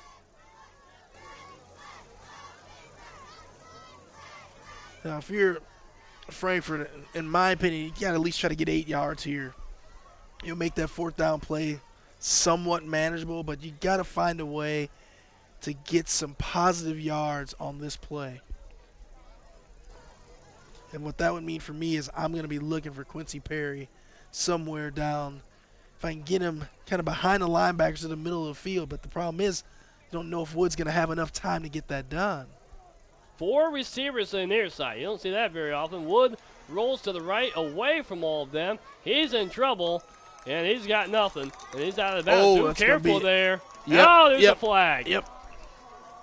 And a huge mistake here by the Gophers of Clinton Prairie. It likely going to be a late hit. And not only will that be 15 yards, but an automatic first down for the Frankfurt Hot Dogs. Yeah, when you saw him fall down over on the sidelines, you knew what that call was going to be. Shaking up. Doug Wood does come up a little bit gimpy there, limping just a bit.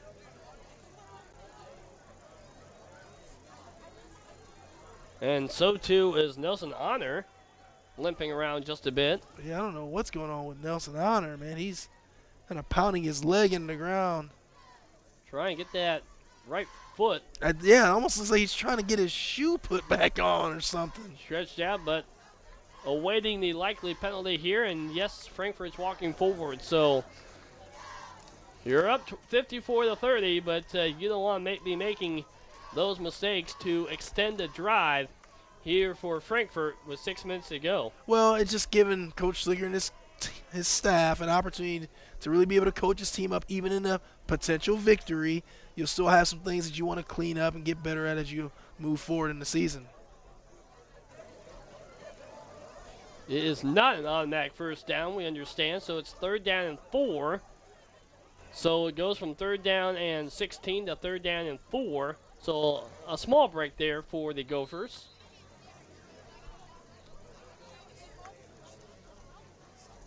Wood, shotgun formation, fires it right side. It tipped. And Cohen Dunn could not hang on to that, which he would have had the first down. And the key for Frankfurt here, or at least what's hurt them tonight, has been several drop passes. Yeah, it has, but this is a big 4th down, right? You got one more opportunity here to kind of keep this drive going. Oh, wow. They did. Interesting. So they counted the down, so that was 4th down. Even the chain had 3rd down. Yeah, it did. It did. On the marker, so a lot of confusion. Wow. Wow, so that, in all likelihood, then was the ball game. Yeah. I mean, so they counted the penalty, or counted the down even though there was a penalty. That's interesting. Yes, I don't have that explained to me. That one's tough. Clinton Prairie with the football, and they're just going to run the football as Jacob Wilson gets a few yards. And this clock is going to move. Frankfurt only has one timeout. I mean, at this point, trying to come back from that deficit is not going to happen. Yeah, it's just a little too tough at this point. Down 24 with 5.5 minutes left in the game. Prairie's just taking their time. They're going to run as much clock off as they can, hand it off every single time, and see what happens. This game coming up on 3 hours. Wow. In length as we hit about 12 minutes to 10 o'clock. As this is Caden Davis. He breaks a few tackles again, gets to the 37-yard line, and the first down. And most importantly, he stays in bounds so the clock continues to churn. Well, it'll stop until they get the chain set, and then they'll wind it back. And so we expect Clinton Prairie to run the play clock all the way down to just a couple of seconds before they snap the football. Uh-oh. And another flag here. Uh-oh. What can that be? This has gotten chippy between these two rivals. Well, the official was looking at the Frankfurt team when he threw the flag, but I couldn't see what caused him to throw the flag. Obviously frustration. There is, I believe is that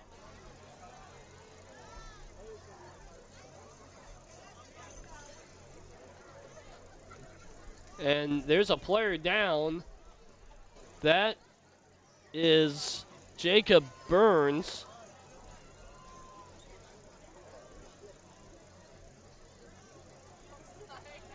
So is this flag, the flag is on Prairie, or is it on Frankfurt?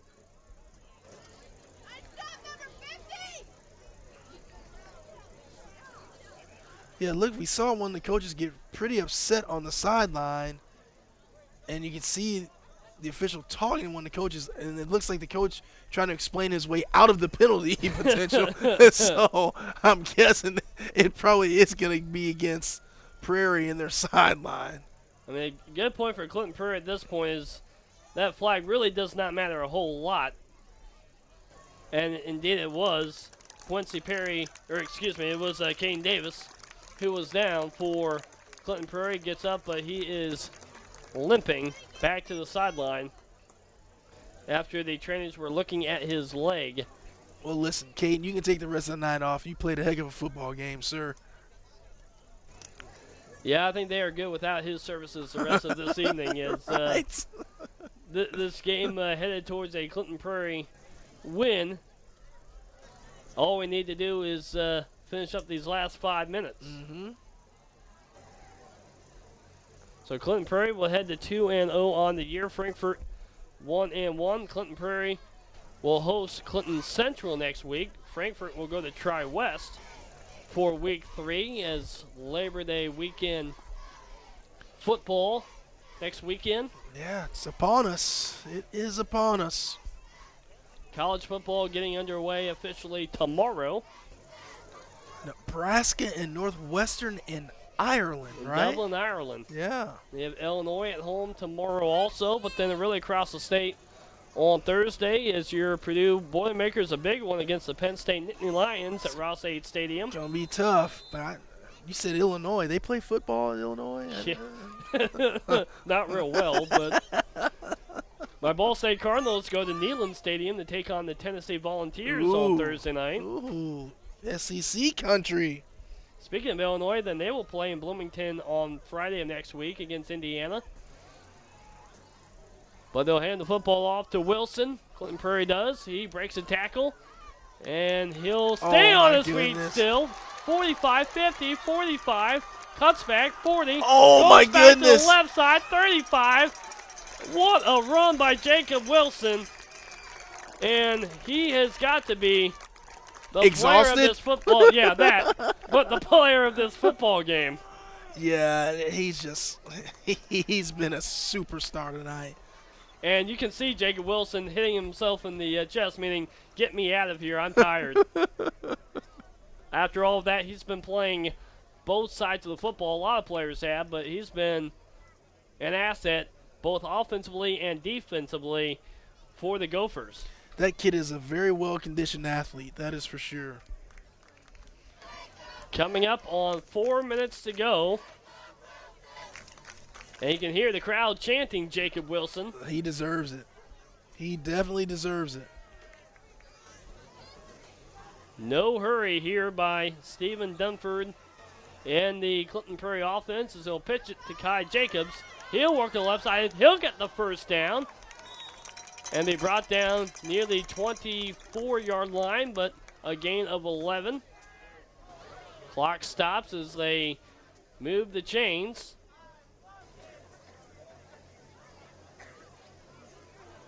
Not quite to the time period of just taking a knee yet, but no, not getting yet. Close.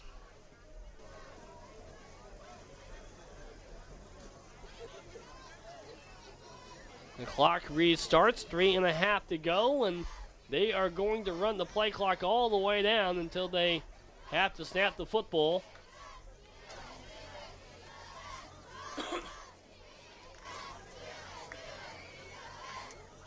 Dunford under center. Jacobs in motion. He'll pitch to Kai Jacobs. And Jacobs, quick again, gets several more yards. About 8 or so on that play. And it's around the 15-yard line of the Hot Dogs. Could Clinton Prairie get into the 60s tonight? They're 14 yards away from doing so. Yeah, we'll see if Coach Slicker wants to put the ball in the end zone another time or not. I wouldn't be surprised here if they get the first down, then they'll go to the knee. I'm with you. The problem is it depends on this play right here. If Frankfort can get a stop on this play right here, I think the scoring will stop. But if they don't, then it's no holds barred at that point, man. Dunford, a new face into the football game, Connor Rios. He'll get the first down to the 10-yard line with 2:13 to go. But Connor Rios, a freshman, small little guy there, but got the first down. Now I wouldn't be shocked at all if we saw Stephen Dunford go to the knee and call this one a night. Yeah, we see one of the players, see 21, Derek McDonald, kind of giving the sign, and Coach Lincoln's like, should we kneel it? Should we just down it? They had to stop the clock to get the chains reset, and it's actually first and goal. And so now they'll head, looks like, into the victory formation. Yeah. And Stephen Dunford will take some knees. They don't really know how to do it. Not used to it quite a bit. There's a knee. And so Clinton Prairie will knock off their county rivals for the first time in over 30 years. And for the first time since the series got restarted. And the series will go to 4-3 in favor of Frankfurt overall. So we hit the final minute.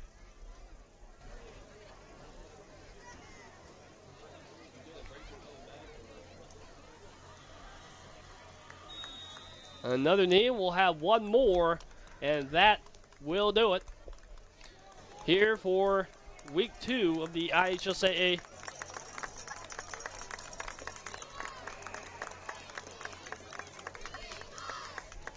Brad, it's been fun, my man. It has been. Been great working with you. My debut here in the ISC Sports Network. So great job.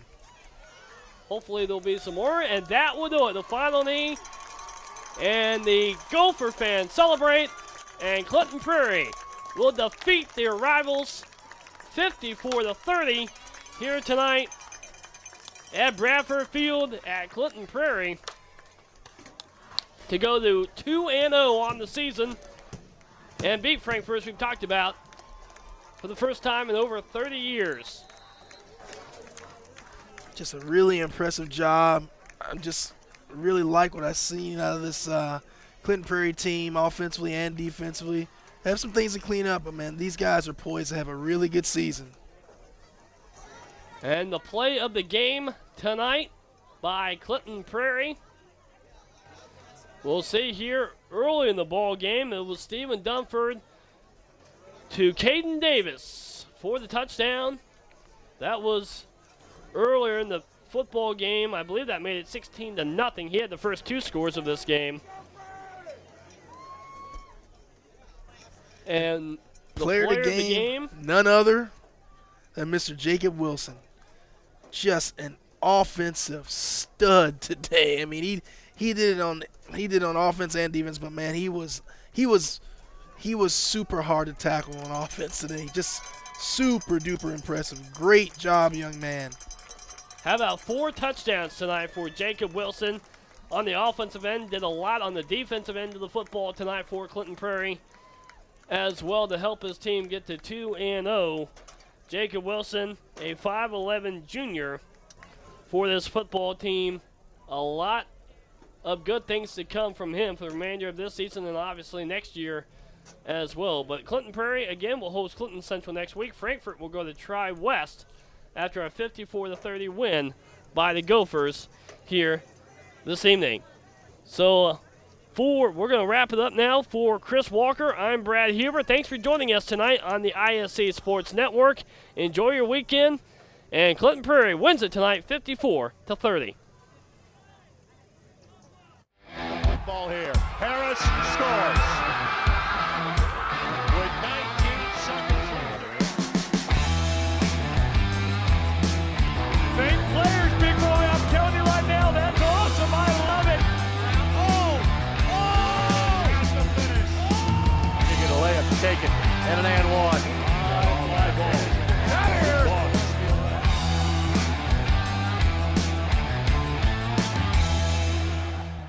Finding affordable, quality reproductive health care isn't always easy.